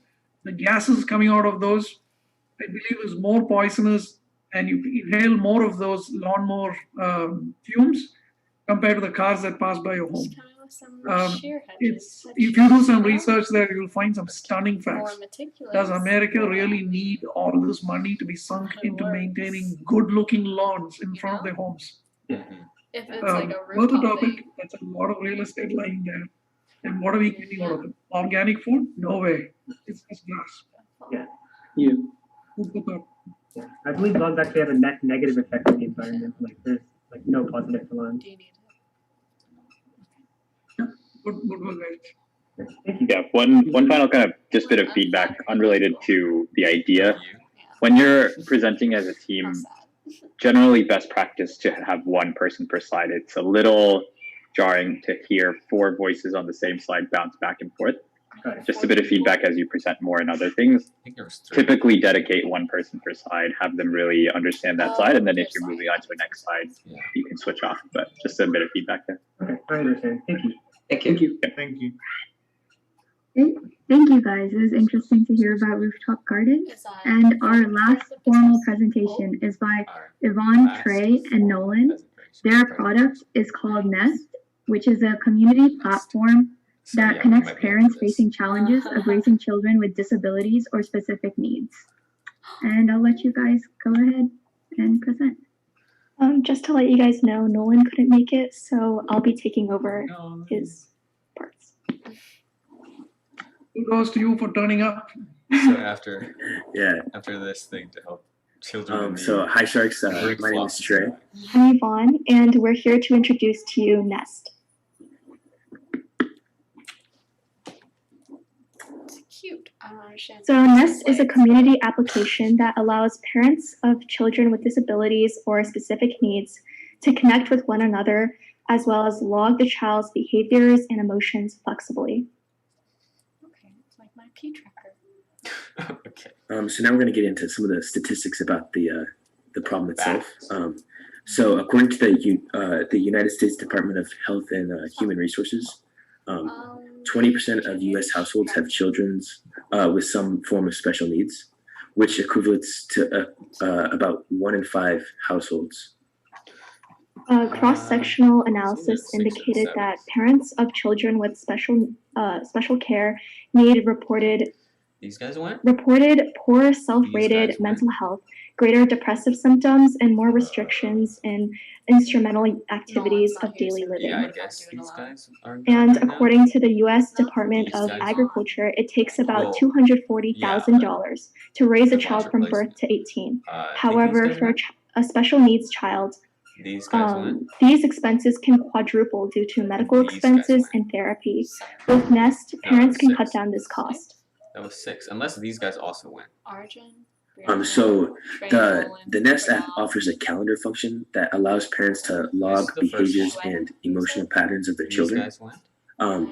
This will Like give the the app information on specific exercises or activities that they could complete with their family in order to improve upon these That things, sounds like 6. or personalize the app. These guys further. went, we just completely missed it.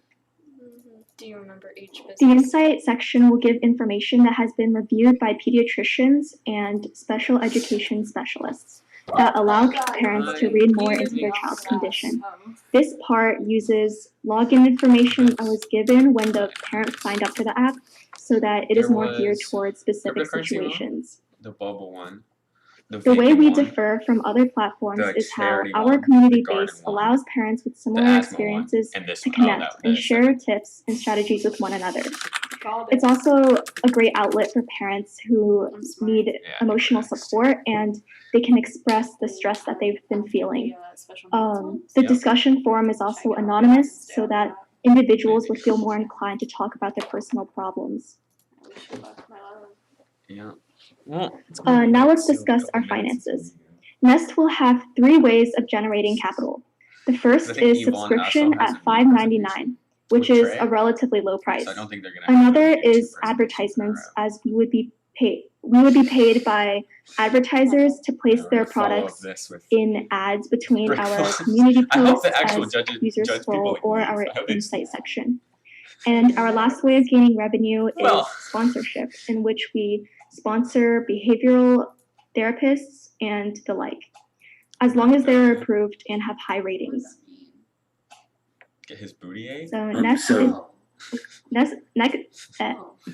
is impactful both emotionally and financially, and it highlights an issue that is the difficulty faced by millions of parents that many people never think of. Yeah, so thank you guys so much. If there's any questions, we'd love to answer them. So where did this inspiration come from? What ticked this whole thing off? I actually have a family friend, and their family has a son who is a bit challenged, and he has learning disabilities and all that. And I just thought, and I've always been hearing stories about how his mom has been really dealing with a lot of stuff.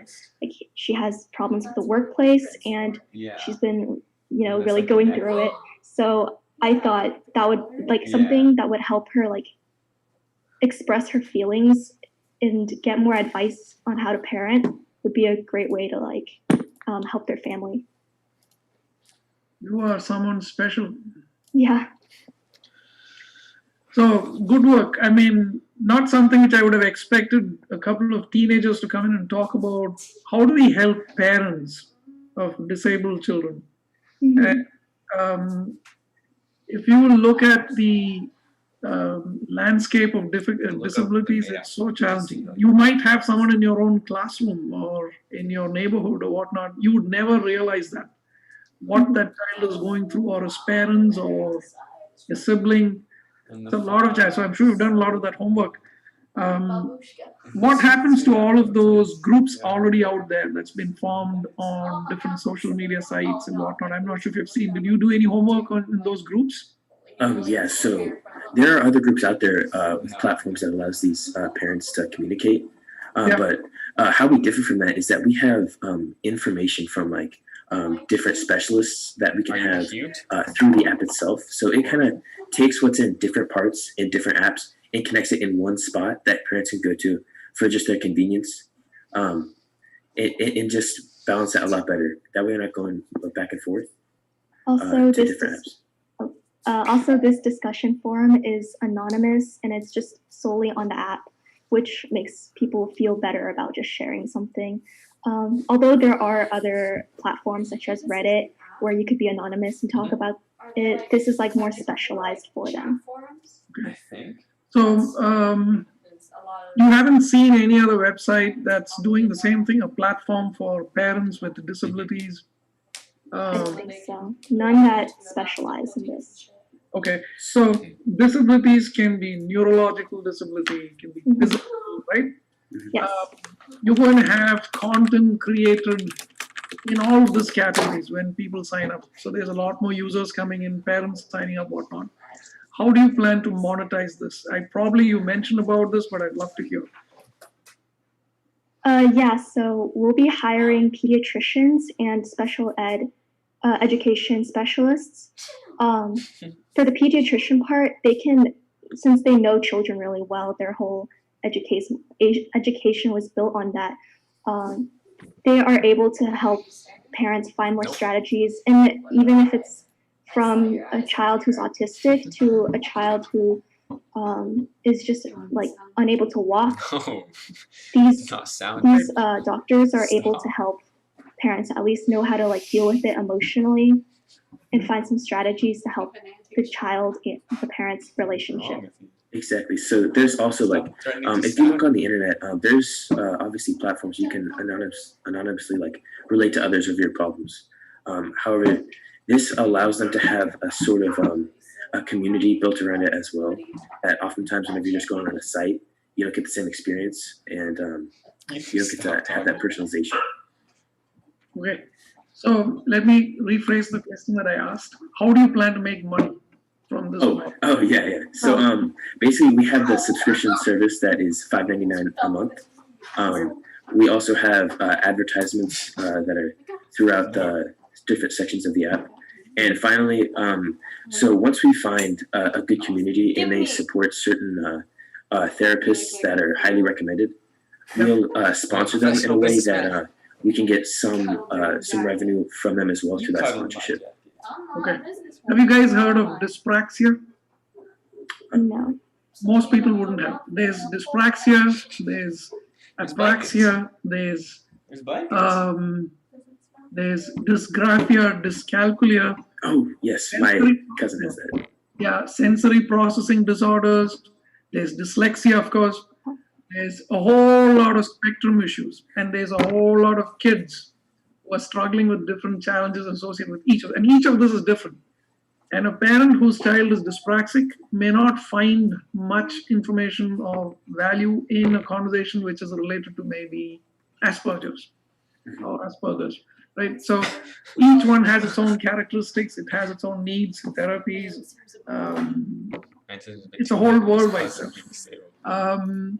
And everyone's struggling to find answers. You're so right on that. There's millions of parents out there struggling and crying alone at night trying to figure out how do I help this child with a hidden disability, especially the child has a hidden disability. It is even more difficult because the teachers don't sense, they're not trained about it. The students in the classroom don't know about it. They're teased, they're cornered, they're singled, and it's a lot of stress for these children and therefore for the parents as well. So it's very noble. It's very, very, very relevant. I would also recommend, there's also lesser known challenges faced by students, faced by adults and students. There's a group running on Facebook I would want you to check out. It's run by a young dude. The name of the group on Facebook is Special Books for Special Children. You will be astonished by the number of challenges faced by different people. And they're not in large numbers, by the way. We're talking about a few hundreds or a few thousands spread across the world. And those unique challenges are stunning. I mean, you'll be so grateful, every one of us, that we have all that we need to do well in life because we have all the basic stuff, but not, a lot of them don't have it. So yeah, you're sitting on something which is huge. How do you monetize that? How do you drive the traffic there? And how do you make sure that they all get what they need? Because each one has a different need and different challenge. I would also recommend you do some bit more homework, but I'm really happy that, again, let me say this, teenagers thinking about a problem like this and saying, let's find a solution for this. Let's build a platform this, because these are not things that are cool, right? Nobody talks about them.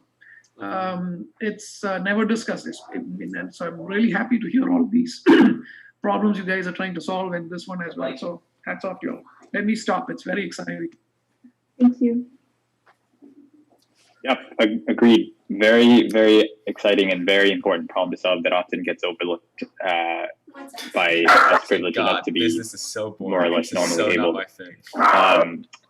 My question for you is based on something you said early in the presentation around the fact that parents raising differently able children sometimes pay up to 4 times what it might cost to raise a non-differently abled kid. And this would be, in effect, more they're paying for a service with clear benefits and in a clear community. But what is in it for the parents? How are they saving by signing on to your service? So basically, as these parents navigate through this, they learn. So it's like having my parents. I have an older brother, and having him go through high school, they've learned a lot about it. They've learned maybe you don't need this book. You don't need to buy this book. You can buy this cheaper one. You can get it used. You were there for a long It's so much of that, and that they can give advice about their purchases as well. This goes beyond just support emotionally, but also like monetarily. They can be like, well, we recommend this for this problem. We recommend this for this problem, rather than buying these brand new because you have no idea what you're facing. And it's just so much of people looking to get money out of you, rather than just trying to look out for the individual and their experience. I see. So you're essentially helping people save money by making smarter decisions on. Exactly. It's just like buying a rented book versus a brand new one.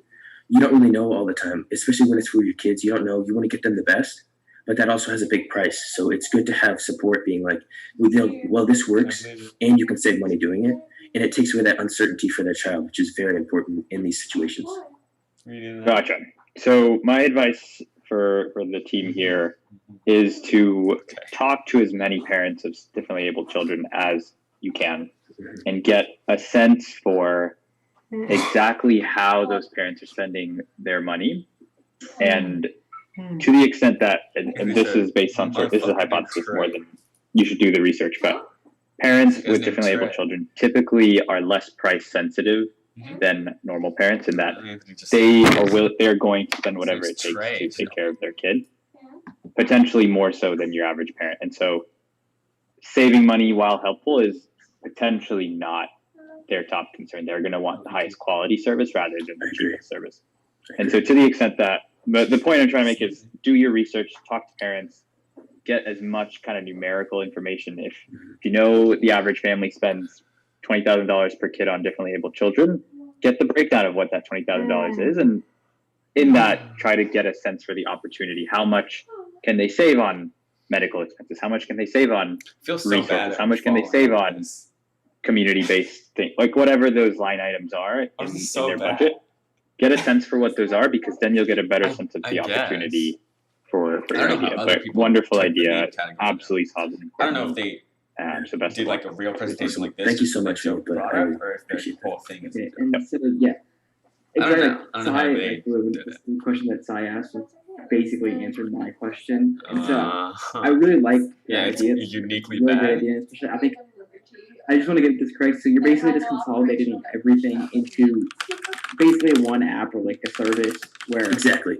So what we're doing is we're trying to create like a united community rather than having to go, oh, look over here. We're having one place where you can, we try to build a trustworthy is mainly where you can go to one place, you can trust the information you're getting, rather than having to do research about every second. We're just going to not mention these. So in that case, you're saying you can save money because you don't have to go look and see. Exactly. It's just, Yeah, that makes so much sense. Yeah. So, and I just want to say this, like, for every single person that participated today, these are all great ideas. Like, I would, like, even if you guys don't win today, I would still continue these, like, 100%. All of them are really great ideas that have a good impact on our society. So, I just want to congratulate you guys for just presenting, because these are really good. Definitely. We'd love to see you continue with them. What bright students.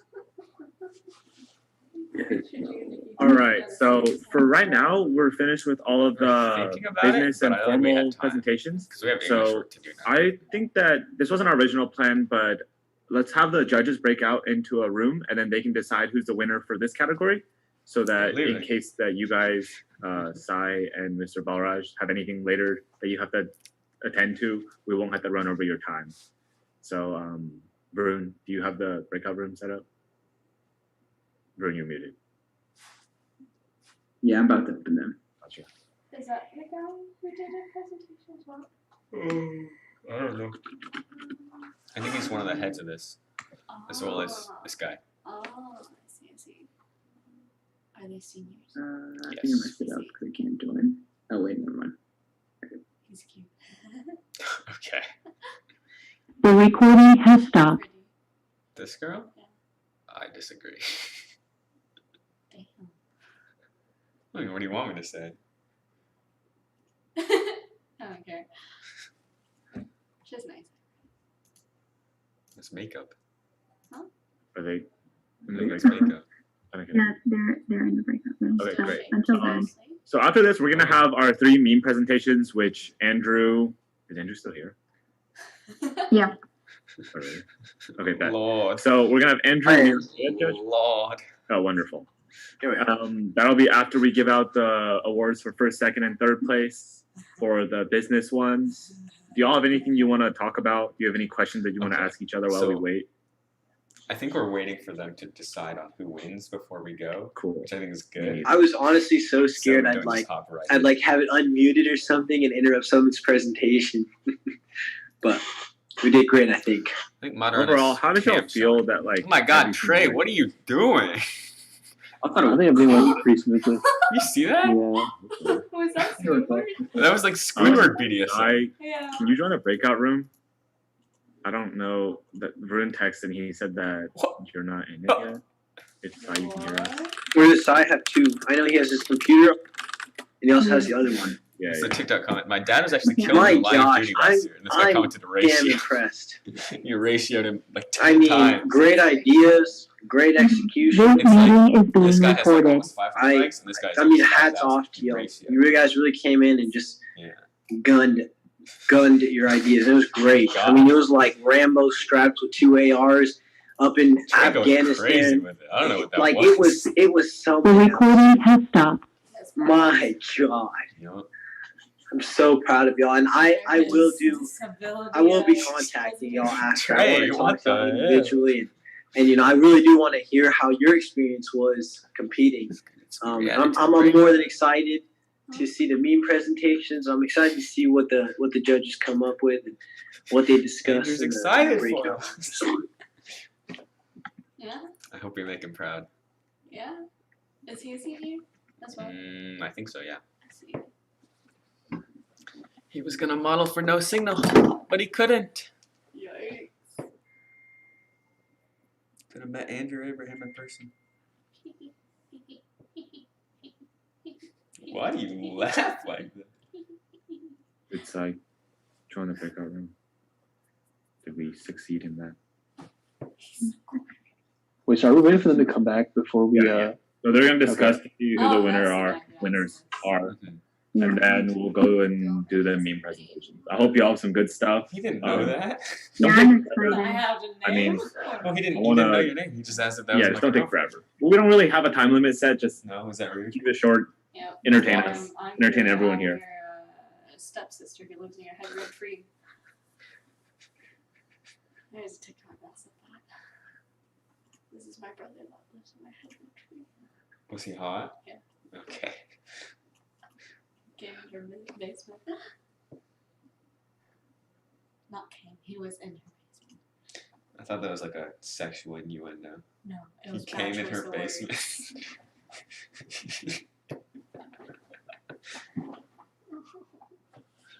Just call and make a serious business about cold people.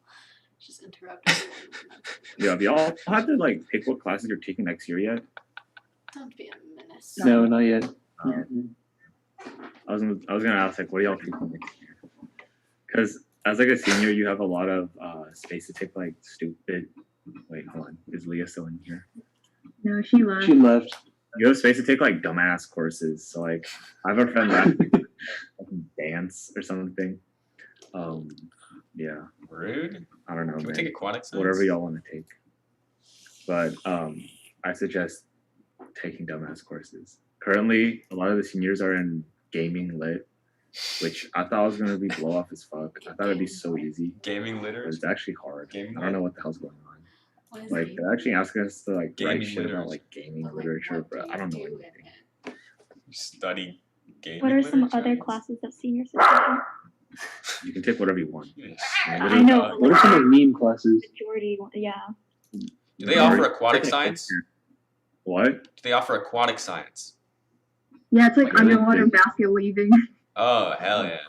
Yeah, that's cool. A lot of sweats are taking OChem.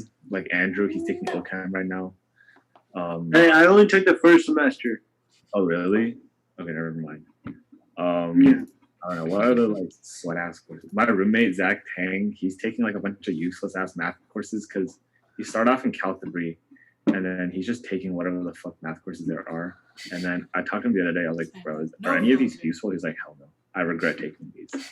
You know, just don't be like him. What's the most bizarre? I don't really know. Are there any other troll classes, Trey, you can think of? I can't Well, remember. I know, like, my senior mentor, she was taking Pilates. Oh my god. Damn. The seniors last year took some like pretty funny classes. Our year, no one's really taking anything that crazy or stupid. Unfortunate. I think there's like a philosophy of water class. Oh damn. Yeah, I was about to take philosophy this semester, but that didn't happen. I think there's also like a walking class, so. Walking class? How do y'all know the Yeah, I ended up taking world religions That's not bad. and the foundations of entrepreneurship. So I'm having a really fun semester. Wait, is world religions as like, is that your English class or is that just a separate elective? No, it's a separate elective. Oh, okay.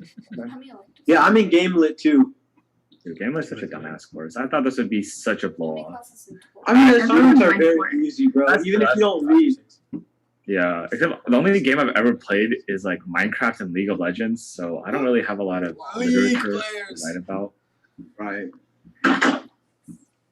You can't see my hand. Damn, they're taking forever to decide. Touching you. Not touching you, Dean.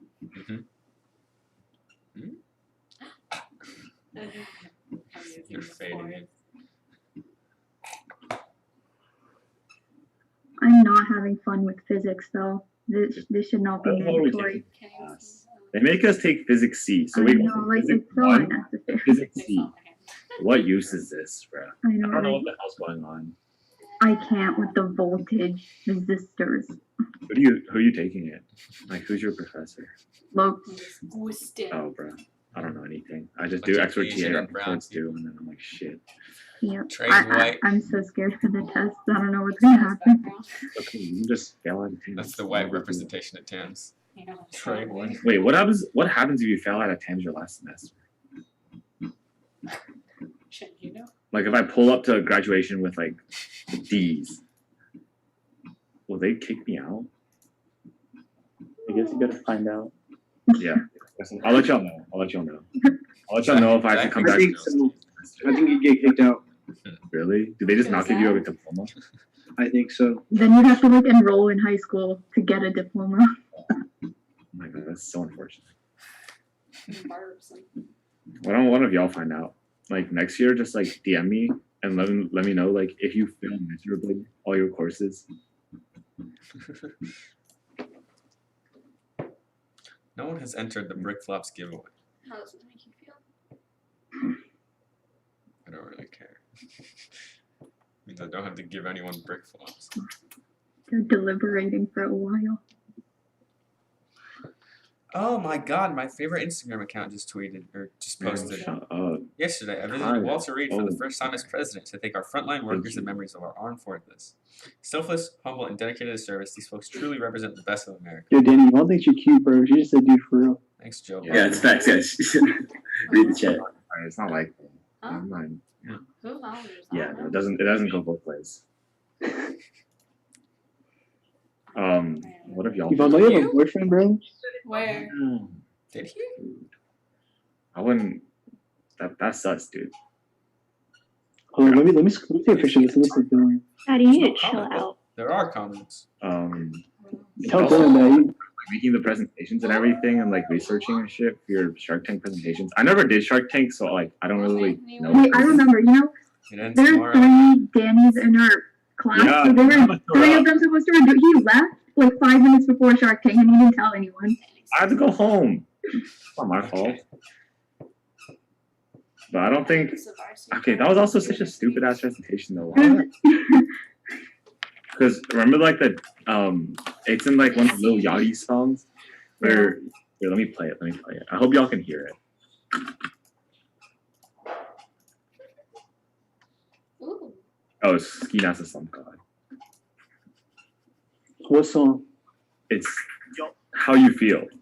Hold on. Y'all hear it if I play it out of my computer? Yeah. Okay, great. Let me find another. The one that's like Danny, how you feel? That one. I don't know. How you feel? Nope, hold on. Yes, they go bite like Mike Tyson. I react with giggles. Oh, Penny, how you feel? Yeah, that segment we're supposed to go up there, and the three Dannys would just be like, "Danny, how you feel?" And we would just leave. That's our entire presentation. I felt like that was not a good way to spend my weekend. Hands off. So I went home. Faces in your boobs. And are you complaining? Is this the thing that your mom sent you? That's the Gave to you from package for TAMS? the book. Yeah, she was. Wait, Shrey, what was your presentation last year? It was a nonprofit organization for high school dropouts and people who did not have high school degrees. It was like a way to teach, like, to prepare people to enter the workforce if they didn't have, like, couldn't afford education and stuff. Oh, damn, that's actually cool. Yeah, but Tucker roasted us. I was like, damn. I thought you were just talking about like Philic and stuff, and I was like, oh, okay. This is like a meme presentation. I was like, No, but like me and Divya, we didn't like do anything until like the day of Shark Tank because we used that for BPA, and so we just. oh, imagine having BPA.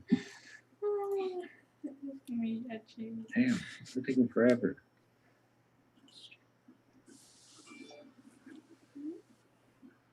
All right. Anyways, y'all can talk amongst each other if you feel like it.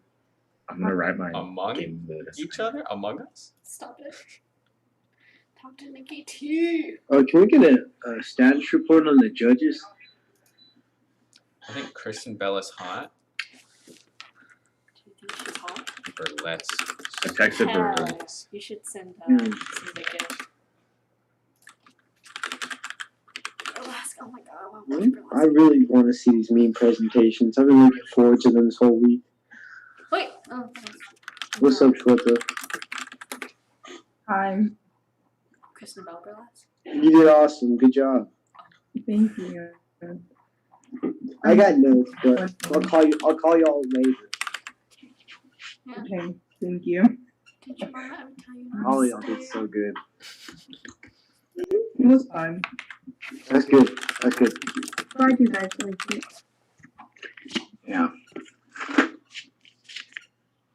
What was the best meme one from last year? I don't really remember though. I Someone read said something some of about them. bread. Some of them were really funny. I didn't show up, but I read them. Here, let me read it out loud to you all. One of them was about bread. It was just like TBO, Tams Bread Organization. Yeah. Yeah. Oh, there was oh shit, where is it? Hold on. Damn it. There was Tams Bonds, which is a dating website for Tams. They're like, we're doing a dating website that will increase the pool game at Tams. That was one of them. I like that one. I'm trying to find the other Sure one. you did. There was one that they like crossed out. It was like a bunch of kids who got kicked out of Tams, and they found the link and they like proposed some dumbass idea. It was so good. Light. A lip bite for me. God, I couldn't even say it.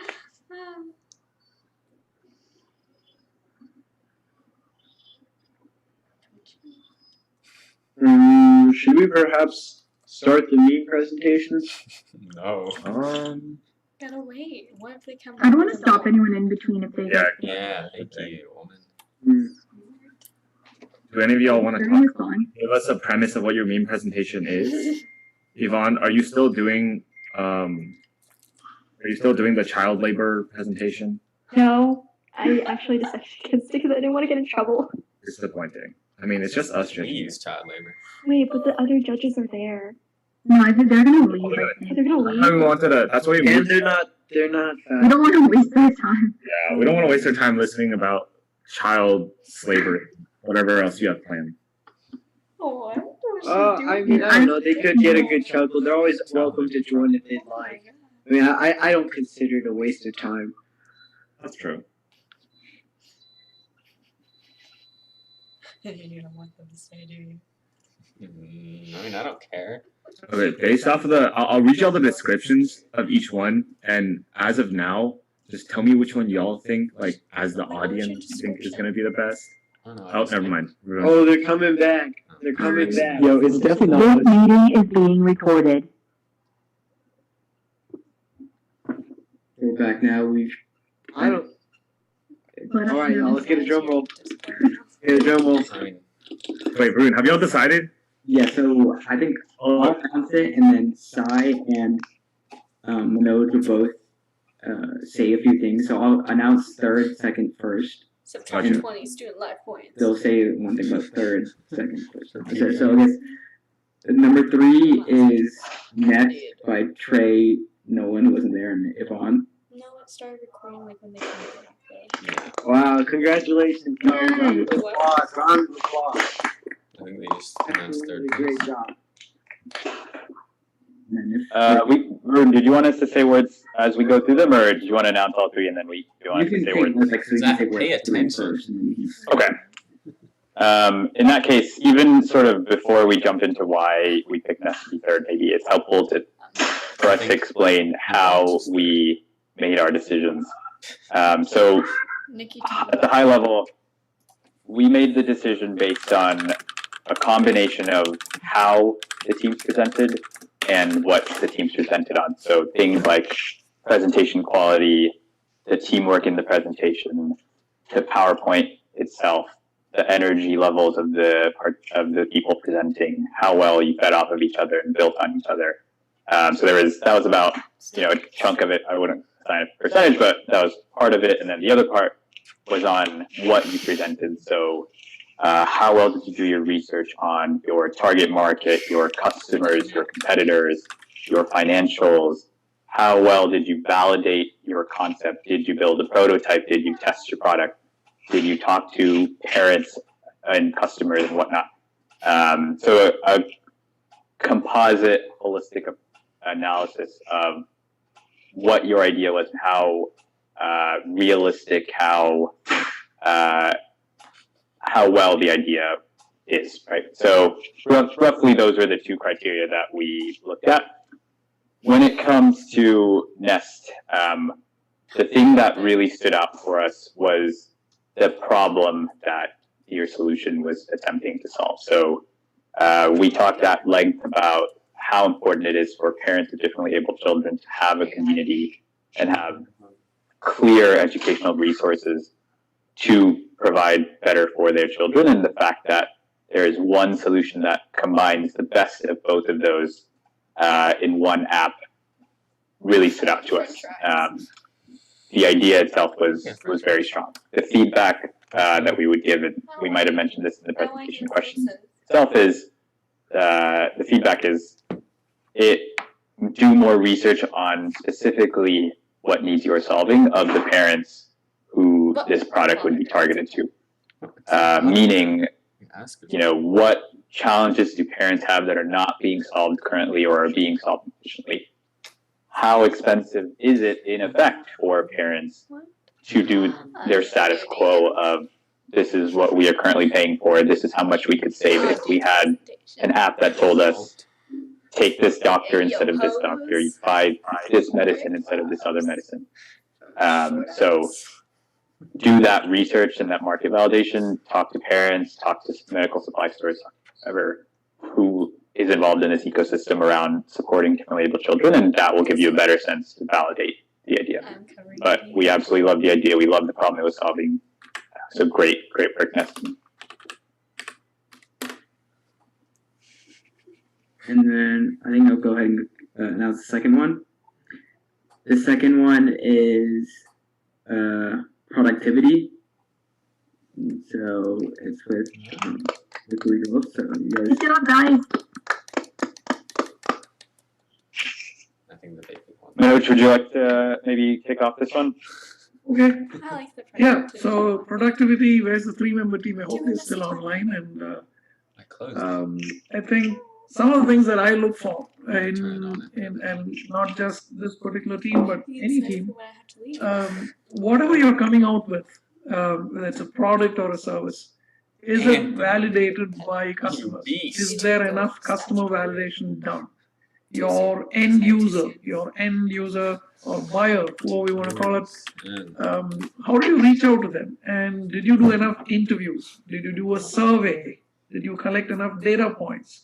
It gives you a lot of strength and conviction that what I'm building is actually needed out there. It's not a fancy idea that came to me, but I actually got this validated by the customer. That's very powerful when you do that. So I think productivity did that. They put something out there and got people to respond to it, react to it, use it, and it has good potential to go viral if you really plan that idea well and execute it and put some thoughtful, creative marketing efforts behind it. You guys also demoed it. That shows you've executed something, right? And that's where you were able to talk a little more about it. And we also understood what exactly is the service, then theoretically talk about it. And you also are on the threshold of getting customer feedback because you put something out there, and a lot of students are going to come back and ask you for some changes. So you will pivot based on those inputs and feedback you get from your customers. Right. So those are things, and then the business model. It's a value proposition for that particular segment, which you guys did, and it's very clear. There's a need for it, and the pandemic accelerated that need. And you guys have gone through that pressure point and frustration and agony and whatnot, and so you know what is needed out there, and good teamwork as well. And it was presented well. So overall, it was good. You guys can think a little more and find out, like we discussed during the Q&A, how do I monetize this? I need this business to grow, and it should have legs. It should be able to generate revenue and therefore support itself. Because you're doing something that is also for a good cause, to help students. So why not? There's nothing wrong in turning that into a business opportunity where you make revenue. You start attracting talent, you have employees and all of that stuff. So in the long run, you can do a lot more things. But good work, and really appreciate the creativity behind it. Thank you so much. And then I guess number one, the people who are gonna win $100 is the vape detector. So if you guys want to say anything about those two, about the people who win those two, then go ahead. Congratulations, ECSS team. Thank you. Great job in your presentation. I'll say a few words, and then Manoj and Varun, please feel free to add on. What we were impressed by with your presentation was the fact that you had thought through very thoroughly exactly how your product would work, how well it works, who you would target, how you would target them, what you would price it at, what it costs to make it. Like a lot of these sort of details that it's tough to have at the early stage, you had thought through and were proactively thinking about these things. That impressed us quite a bit. Having the prototype, like Manoj mentioned, this is a physical product. Anytime you're presenting on an idea for a physical product, the best thing you can do is build that product out. Even if it doesn't work at all in the first run, it's clear that you thought through how this would work, how well it's working. It was a good what it would take to improve it. We challenged the idea, especially around high school students getting around base detectors, stealing base detectors, and you were able to defend your answers a little bit with how you would defend yourself against those situations. Which is the thing that impressed us quite a bit.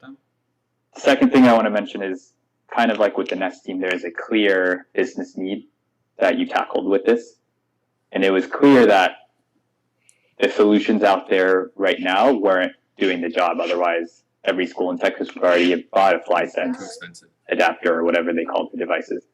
So it's clear that you were coming in with an idea that undercut be competition in terms of price, but still thought through the feature set that would help schools make effective anti-vaping and anti-bullying decisions. So for all of those, kudos, hats off. We, as a team, came to the consensus that y'all were the first place. Very little argument actually on our end for there. The feedback that I would give is understand your target market a little bit better. When Manoj asked who is the decision maker, who are you selling to, you didn't quite have a concrete answer on exactly how you would market this because the TBA does not make purchasing decisions for school districts. Different school districts operate differently in that some school districts make decisions at the district level, other schools make it at the school level. Some of those nuances were lost on us, and so I think there's an opportunity to do a little more research there and understand exactly how schools work. Other thing is, if you didn't have vapes yourselves and weren't able to test it, that's sort of a little bit of a red flag. So it's helpful to do more testing, but you're already on that path, so keep that up. But just kind of across the board, wonderful presentation, wonderful idea, $100 well deserved. Yeah, thank you so much. I loved hearing all your presentations too. Yeah, thank you guys. If Manoj, if you want to say something, and then I'll say something out right after. And then...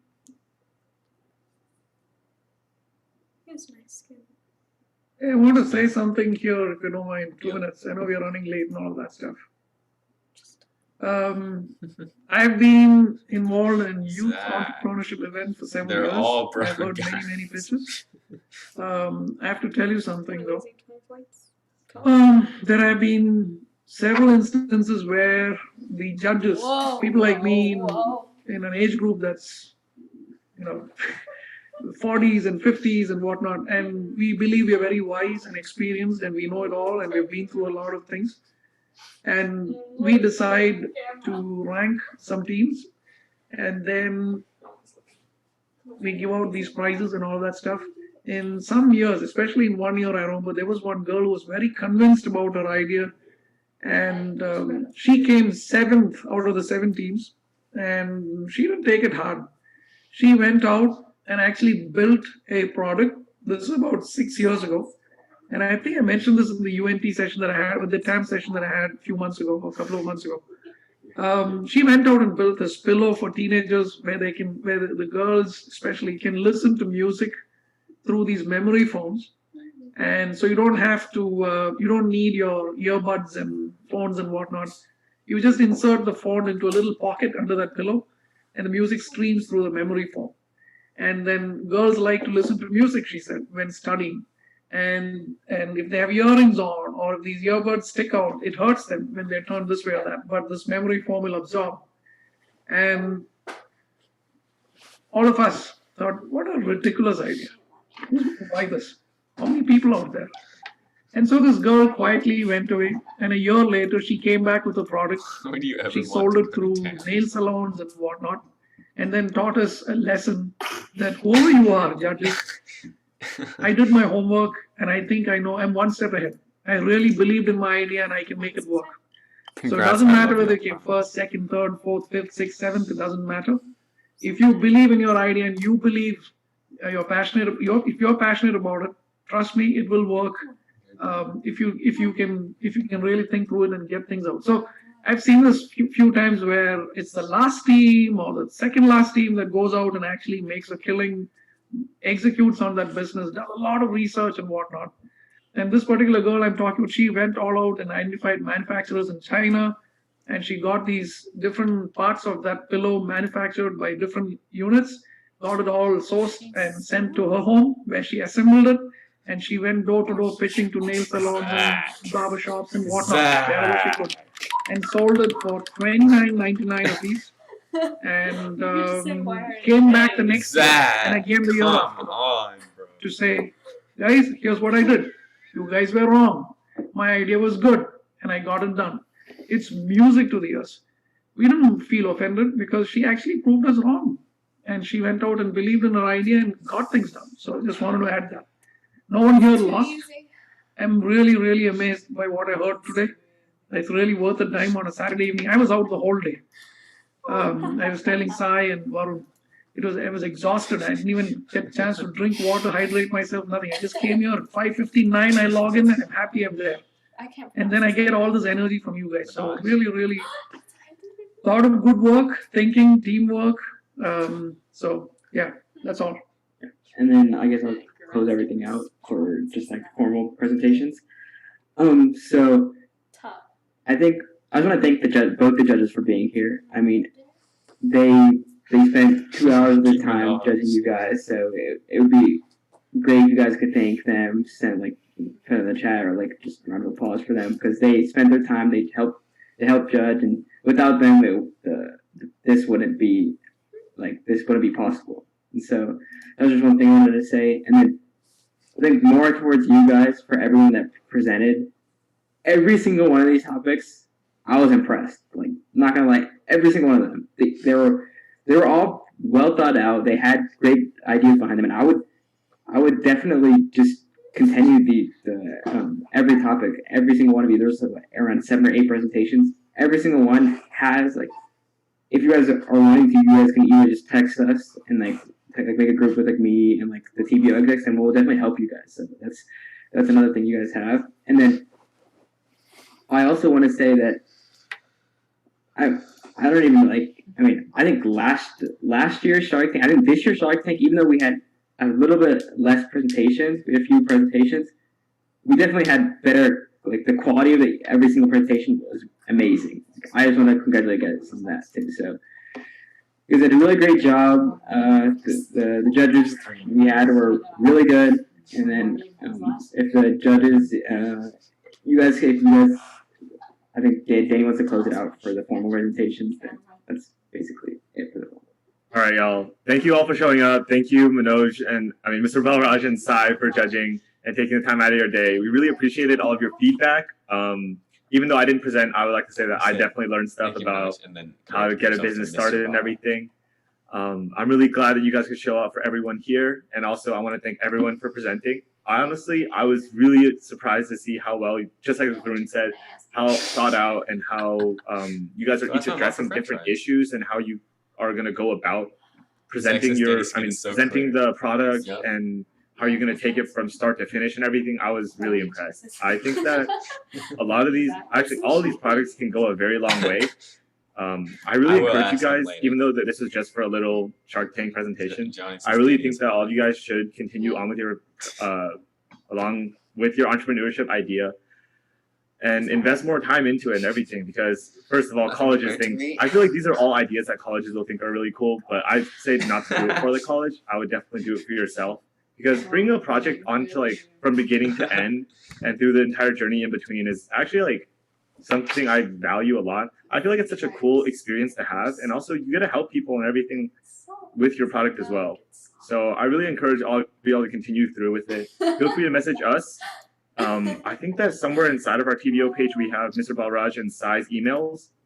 So I feel free to message them as well, hopefully. And thank you all for showing up.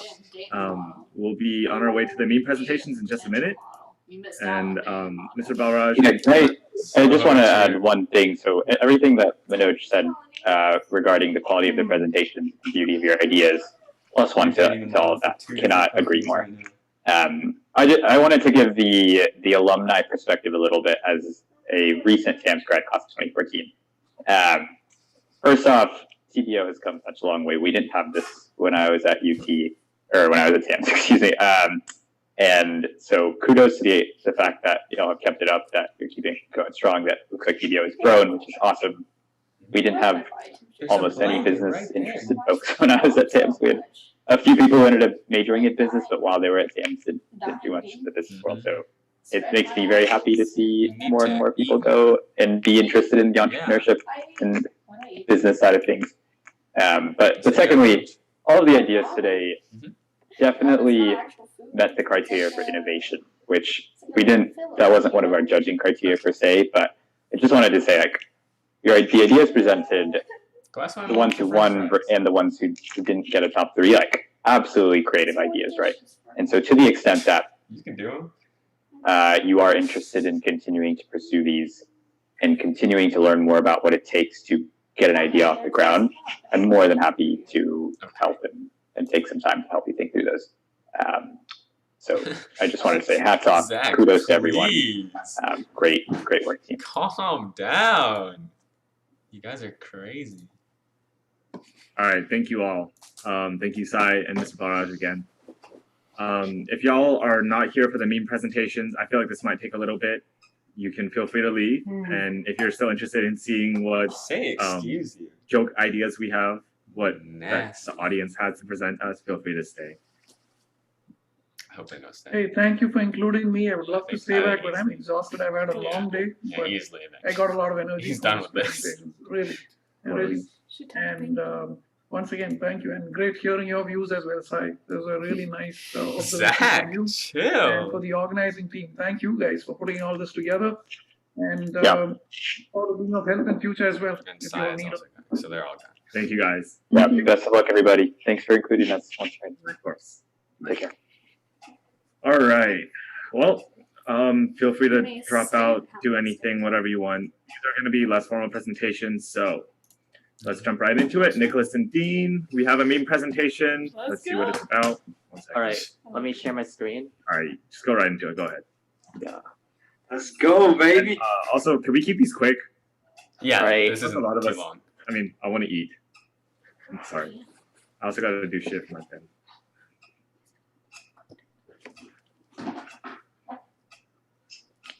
Right, wait. Hey everyone, I'm Nick Chan. And I'm Dean Carpenter. And thanks for having us on Shark Tank. So let me start this presentation by talking about techwear, which is a fashion style that's on the rise. And basically what it is using technology to make the most technologically advanced clothing possible and really like extending the limits of the human form while still looking fashionable. Mm-hmm.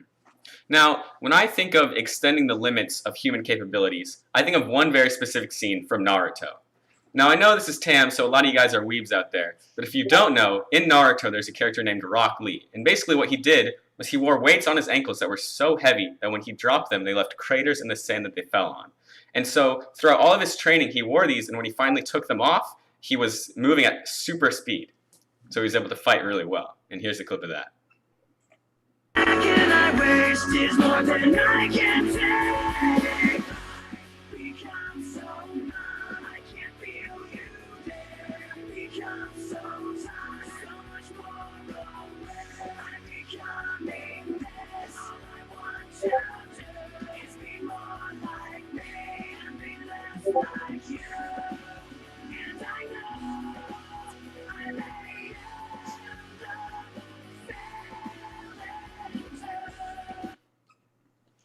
All right. Ladies and gentlemen, welcome to the next advancement of the human body. Welcome to the brick age.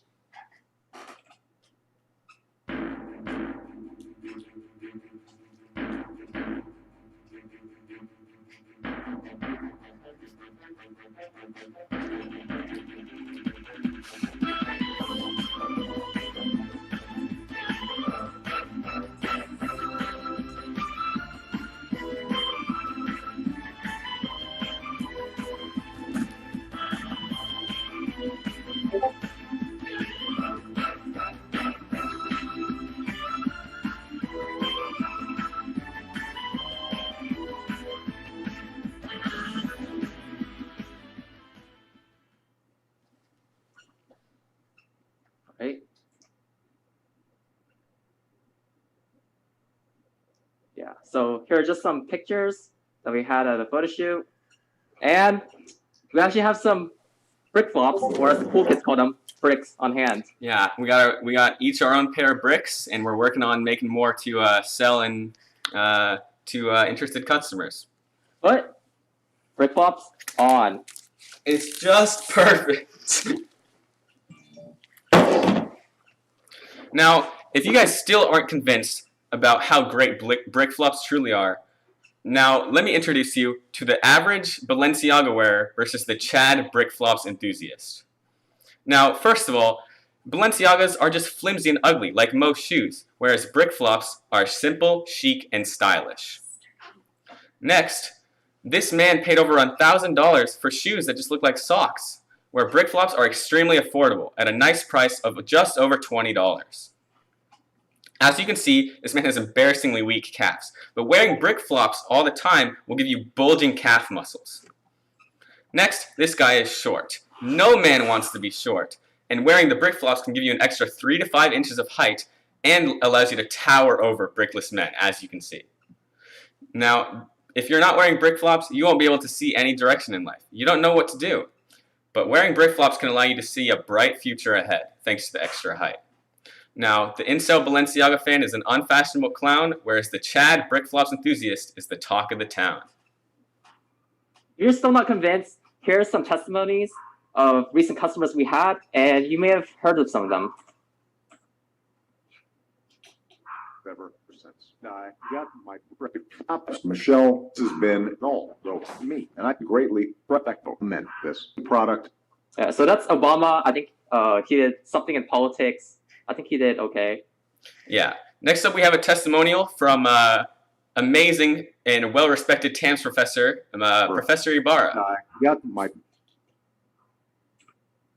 Yeah, so after wearing brick flops for the past few weeks, I've noticed a distinct change in my calf muscles. I've also enjoyed being way taller than I used to be. Being a short guy, you really can't underestimate just how much of an advantage being tall is, right? Also, walking into a grocery store now and seeing people break their necks looking at the raw beauty of my feet are just something that you cannot get enough of. It's become quite addictive, actually. And our next testimonial comes to you from our hottest friend, who really likes his brick flops. Sir, I see. Is that a brick flop in your hand? Yeah, it is. Oh wow. How are you liking them so far? Well, I like them great. They're great for my calves, which is the reason I got them. Mm-hmm. You know, ever since I got them, my calves have just been so insanely sexy that people can't help themselves. Oh wow, I can actually see that. Yeah. That's crazy. And has this affected your game with the women at all? We're getting there. Oh, you're getting there. There's some other benefits. My dad came back and it weaned me off my heroin addiction. Oh my God, brick flops did all that? Yes. That's crazy. I'm glad you enjoyed your purchase. Results may vary. So we actually set up an Instagram page and actually have a giveaway right now for a pair of bricks.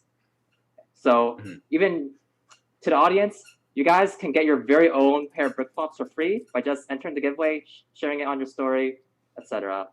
Yep. Now, after everything we've told you, this next picture should come as no surprise to you.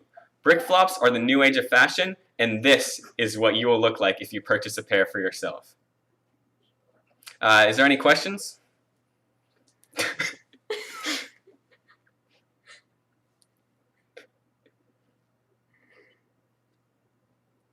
Any questions? Anyone have any comments about brick flops?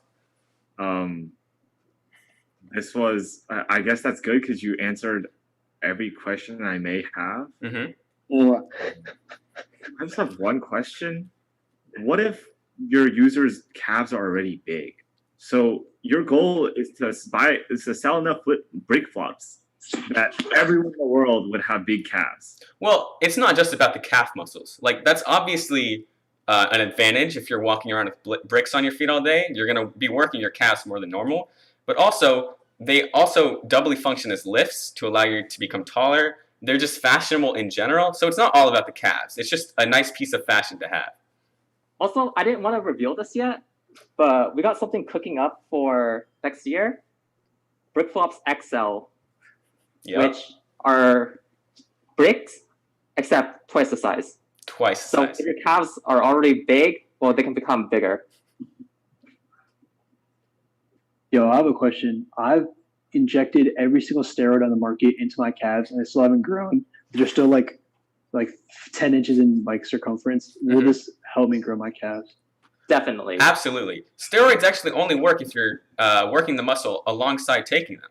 And a lot of people say calf muscles are just genetic, and it's actually a big problem for a lot of people who work out. They don't know how to work out their calves. wearing brick flops all day is a very simple solution to that.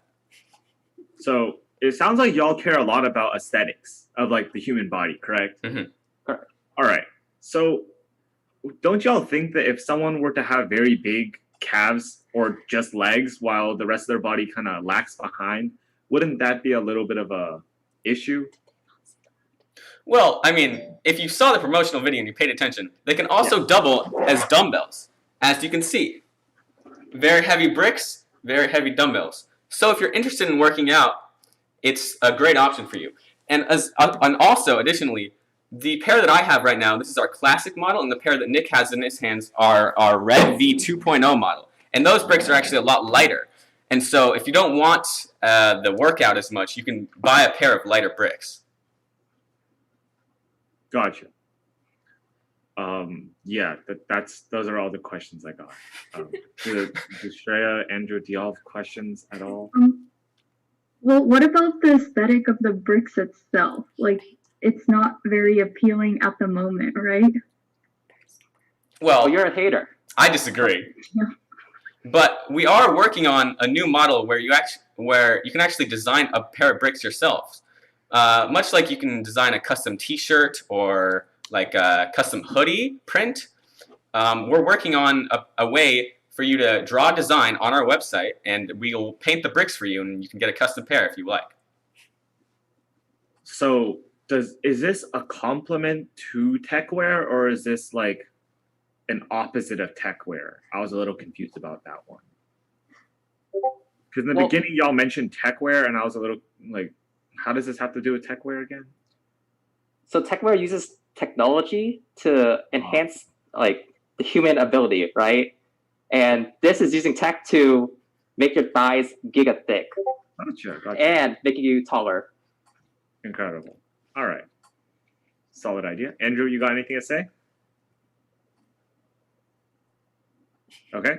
Oh man, that was quite the presentation. Oh my god, I don't know how Yvonne got on there.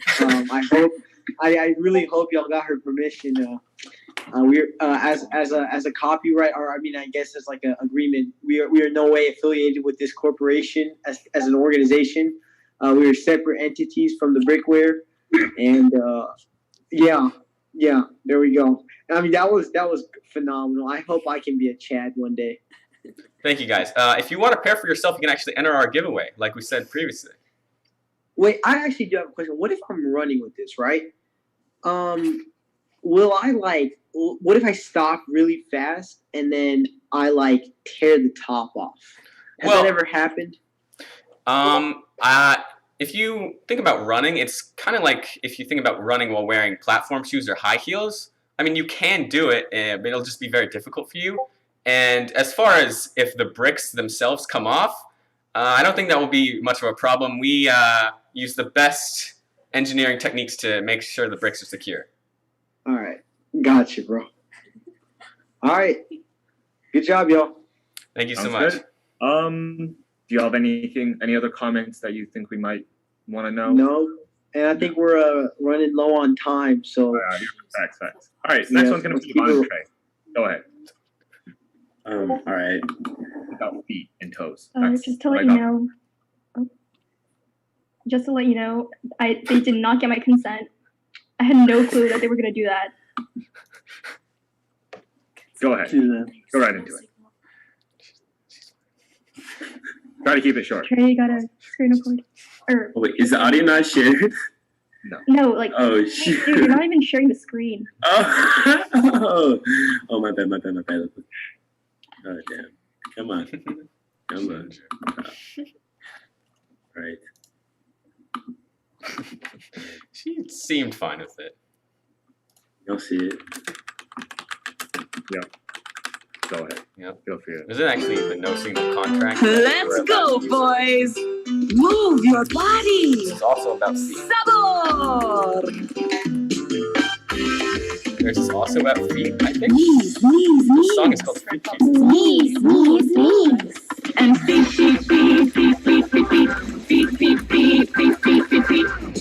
Hips. Huh? Hips. Knees. Knees, knees, knees. And feet, feet, feet, feet, feet, feet, feet, feet, feet, feet, feet, feet. All right. Is my girlfriend single? So I'm Trey. Hello, Trey. And I'm Yvonne. There you go. And this is Meat and Feet. Sorry. I don't like this. Well, did you know that 1 in 7 people have had a fantasy about feet?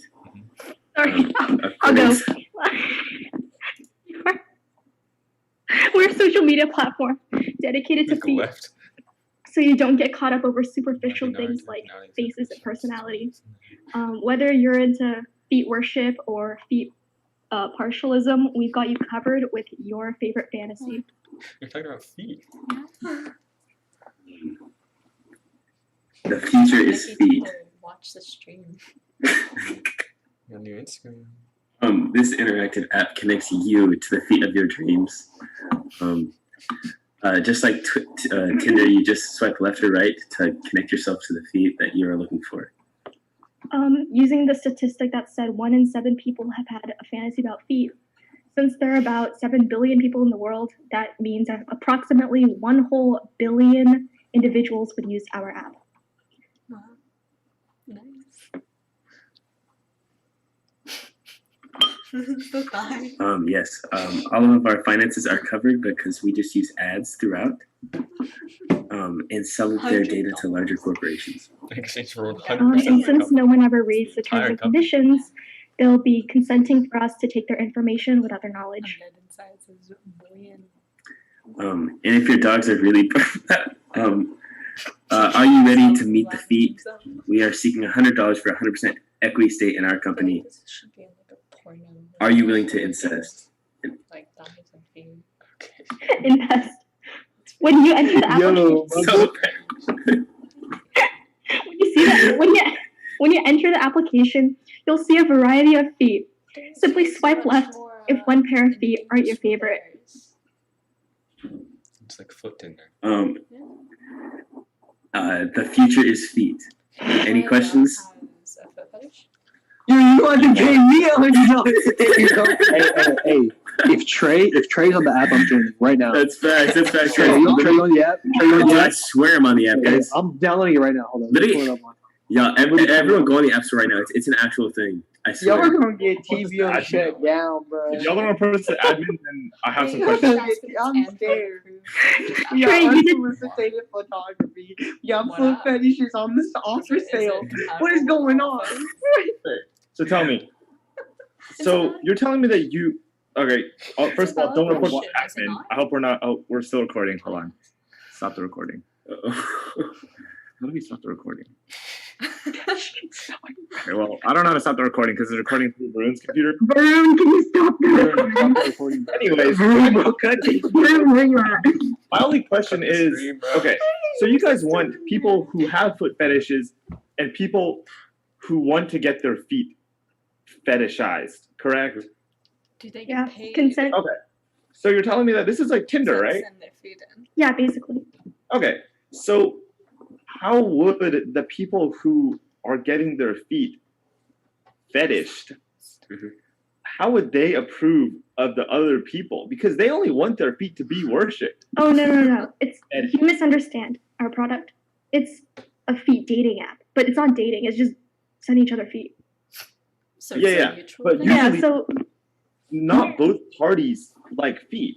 In most of like what I've seen, there's only one party that likes feet, and the other party that will profit off of it. Either is this from personal experience?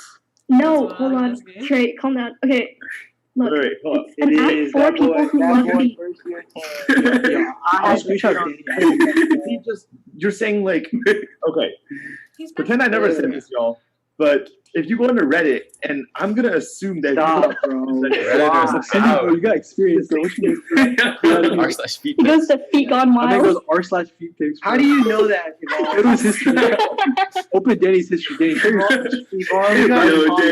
Hey, share your screen right now. Yeah. show the browser history. r/feet pics is on there.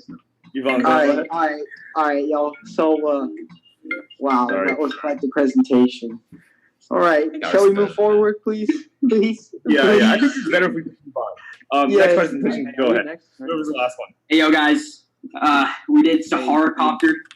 Hey, hold on. Hey, just a warning. Sahara? We made this like in 30 minutes. No, dude. This is my lifelong dream. Worst way to start a pitch, but okay, bro. Oh, Dude, don't ruin my pitch. I like to hear that. I like to hear that. Hey, I meant emotional. this every day for the past 2 months. Yeah. Hey, wait.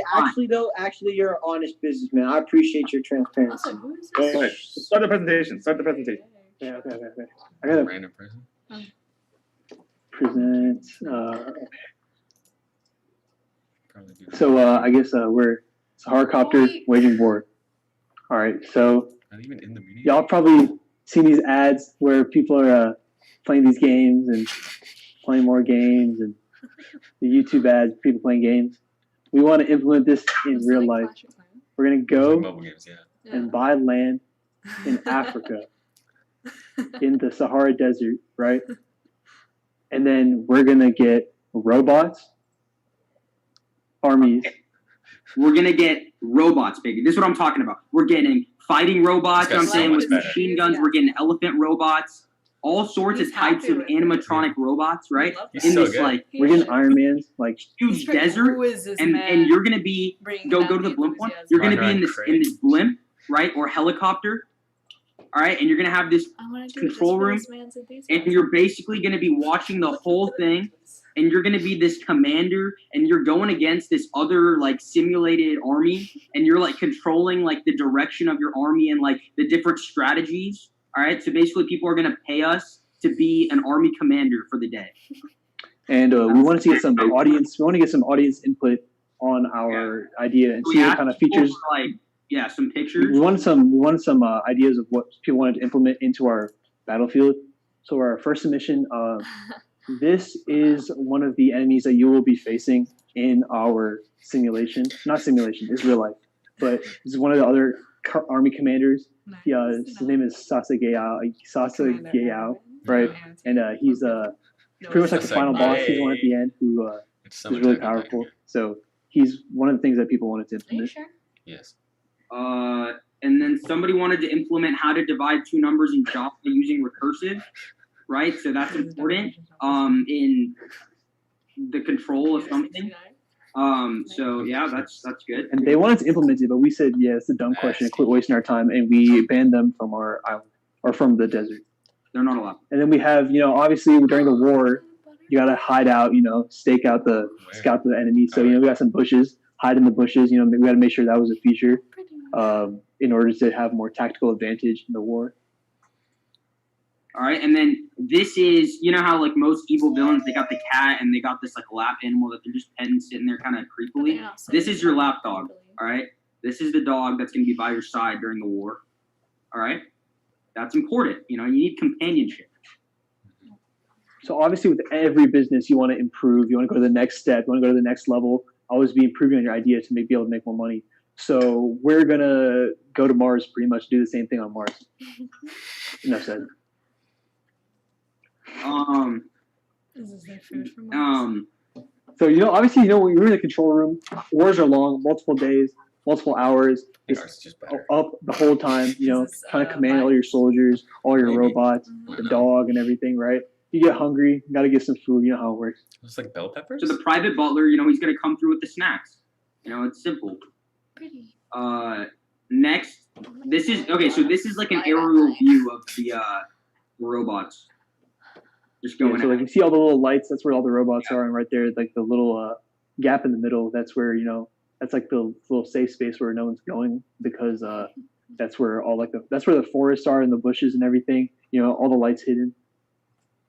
And then you got the frog, another pet. Like if you don't like dogs, if you're somehow you have some sort of issue and you're not a rational human being and you don't like dogs, you can get a frog. We'll settle for that. Oh yeah, we can get this little thing right here. Little Furby, and I'll talk to you. Wave at you and smile, I guess. Just for some emotional support. Yeah. Same with Bernie Sanders over here. I mean, this dog is just here for show, but this could be you. Pretty much. He's also going to be in the corner of the control room, telling you and giving you some irrational thoughts. All right, so it's important. You know, he's like your background guy. He's like your captain, right? He's giving you feedback. Swerved me on camera. He's also a very lovable human being. So, you know, if you're feeling a little lonely, just get there, sit in his lap. He'll give you a little hug. What? And I didn't know what you're doing. Yeah. Yeah. Well, I don't get it. Of course, we had to get LeBron, you know, because we won a lot of celebrity endorsements, so we got LeBron, and he's going to be joining. Where's the He's video? invested in the company already, so you want So to y'all get should invest. some more snacks. Always hungry. And then, you know, if you're trying to command your army, they're not listening to you. You're like, yo, don't talk back, you donut, right? And then they'll listen to you. There's another More snack food. that can be included, involved with the blimp. And this is your butler. Yeah, that's the butler next to the food. Yeah. He only seemed The engaged end. with Yvonne's. Yeah, so I don't know if y'all could tell. We asked people to send random pictures, so we just used that for the presentation. That was our response. Yeah. I have no words. I have No three words. questions. baby. Yes. I like No, I got ours is so good. Danny was just. That's why I clapped. Yeah. Listen. Number one, Elon hasn't even figured out how to get to Mars. So how are y'all? We're above Elon, bro. Elon's a joke. What do you mean, bro? Elon is a joke. You do not compare us to Elon, bro. All right, I did not whatever, just hear run it. Number two. You're telling me I'm gonna be sitting in a blimp above a battlefield where there's missiles and bullets flying? Yeah, bro, you're gonna be chilling. Andrew, what are you saying, bro? You just dodge him. Come on. It's not that hard. It's not that hard, bro. We're gonna get shot out It's the not air. that hard. Have you never been in a war before? You just not know how to dodge missiles? You can't dodge missiles in a You blimp. just dodge them, bro. Okay, this is why he compared us to Elon, bro. All right. Number three. This is my last question. All right. So you're giving the public free realms to above military grade equipment. Who's to say they won't take the robots and command them to go into New York City and invade the people? The Sahara Desert, bro. It's called Sahara Copter. It's a Sahara Desert. You're telling me they're capable of intergalactic travel. Why can't they escape the Sahara? Because it's Sahara Copter. They stay in the Sahara. That's how it works. They're zoned to the Sahara. Exactly. They can't go anywhere else. It's just they're As trapped. soon as they step out of our own land, they deactivate, bro. They self-combust. Gotcha. Okay, that's all I got. Wait, so if everyone who's not in the Sahara right now, they're going there for the simulation or real? It's not a simulation. Like we have all this equipment. We have real robots going out. We have all the robots with all the guns, all the weapons, and everything. And if you want an opportunity to command the army, you pay us some money. We get you out there, put you in a blimp, fly you up there, and you get to command your army. Yep. I have a question. How will you legally acquire land in the Sahara Desert to use for this? What do you mean legally acquire? Go With money. I'm gonna give them a couple million, and that's it. We own the land. What are they gonna do? Which person are you going to? Private army. Which person are you going to give them the money? When you have an army, you don't need to worry about legality. I just want to You're thinking about this too deeply, bro. We got a robot army. We can go to Mars. This is the little stuff. Wait, okay, you can go to Mars, but you're saying you can't go to New York? What? You said you couldn't go to New York because they stay in the Sahara, right? Yeah, no, but we control that. So if we wanted to go to New York, we could go to We can deactivate them when we want to deactivate them. Right now we have it Sahara and Mars. If we decide we want to take over the world, conquer the world, we just deactivate the deactivation and they just kill everyone, steal everything, and we own the world. Okay. Any other questions? All right. All right, cool. Yeah, we're gonna flame. Thank you for this opportunity. All right, we're gonna decide the winners now. So I don't even think we need a breakout room. We're just texting. Give us 1 second. The difference. What? In the judging with. Okay. It's gonna take like 5 minutes. Yeah. I think there's a lot of deliberation to talk about here. Yeah. This is wordplay. It's too genius. I think Zach is just biased towards these brown people. You hear that, stream?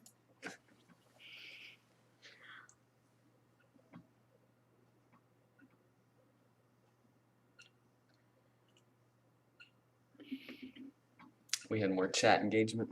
Did you know? Yep. Bro, if feet don't win, then this is rigged. Automatic. I'm just wanting to throw that out there. Good job, Trey. Good job, Yvonne. I'm not gonna say good job to you. Very love you. I've never heard Maddie say a single nice word to me. Yo, my bad. I meant good job, Trey. Yvonne, fuck you. Is this still recording? Wrong person. Doesn't matter. My bad. Your mother. Who's the girl in your story, man? My girlfriend. Explain that to me, dog. Yeah, explain that to me, dog. I just did. Oh. Be fair. Yeah, you I don't know what else you want me to say. yeah, I mean, yeah. Nothing else. Not much else to say. I like his. Is your gym bay, bro? Reminds me of the No. Y'all play squats together? pimples also. I wish.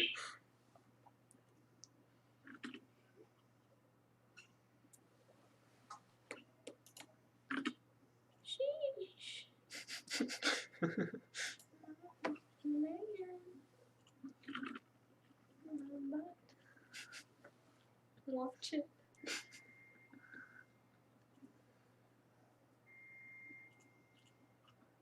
An awkward silence. They're deliberating, man. All right, y'all. We decided. All right. So in third place, we have drum roll in your head. All right. Third place is gonna be Sahara. Sorry, y'all. Third place, top 3. Let's go. Treya actually did like you guys the most. Unfortunately, Andrew and I voted for other people. I appreciate that. I appreciate that, Shreya. It tells me they were more interested in like Drum roll, please. regular business. Drum roll in your head. Doesn't matter. Thank you. And for number 2, we have the feet. Unfortunately, Riggs. I voted you guys first, but the rest of the gang did not really like the idea of the foot fetish as much, so that's where you guys fell short. You would probably have to appeal to different people's fetishes so that they would vote for you.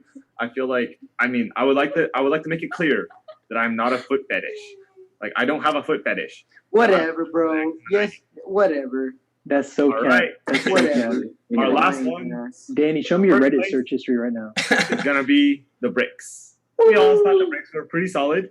They're hella I solid. get it. That's funny. Yeah, I thought y'all had a great presentation, great execution. You went the extra mile with creating the product and actually showcasing it on Instagram through a video. So great job, y'all. Congratulations. Thank you. All right. The bricks, y'all text us like tomorrow or something. Not now. We're kind of lazy right now. Yeah. We won't know. But text us tomorrow, and you guys win some certain amount of Uber Eats. Can't remember what, but just text us. 25. All right. See you I guys. appreciate all y'all for attending the event. Both meme and serious presentations did absolutely phenomenal. You guys will definitely carry on TBO next year, and I can see the potential. So good shit, y'all, for sure. I'm hats off, y'all. There's only 19 people. Oh, just one more thing I want to address. So the picture of Yvonne, I own that picture, because like no, like no signal. We did a photo shoot, and then that was a picture we took. So I have the rights to it. That's actually true. Whoever takes a picture. Ooh, I like that, bro. Okay, gotcha. Damn, Lawyer Nick, bro. He got Yeah, the let's facts. go, My Nick. bad. Hell yeah. Stay strapped. Let's go, That's all I'm Nikki saying, G. potential. All right, y'all. Thank you all for Yeah, showing Yvonne, up. fuck you. He doesn't need your consent. That's all. I'm out. See you guys. Peace. It's too easy. It's too easy.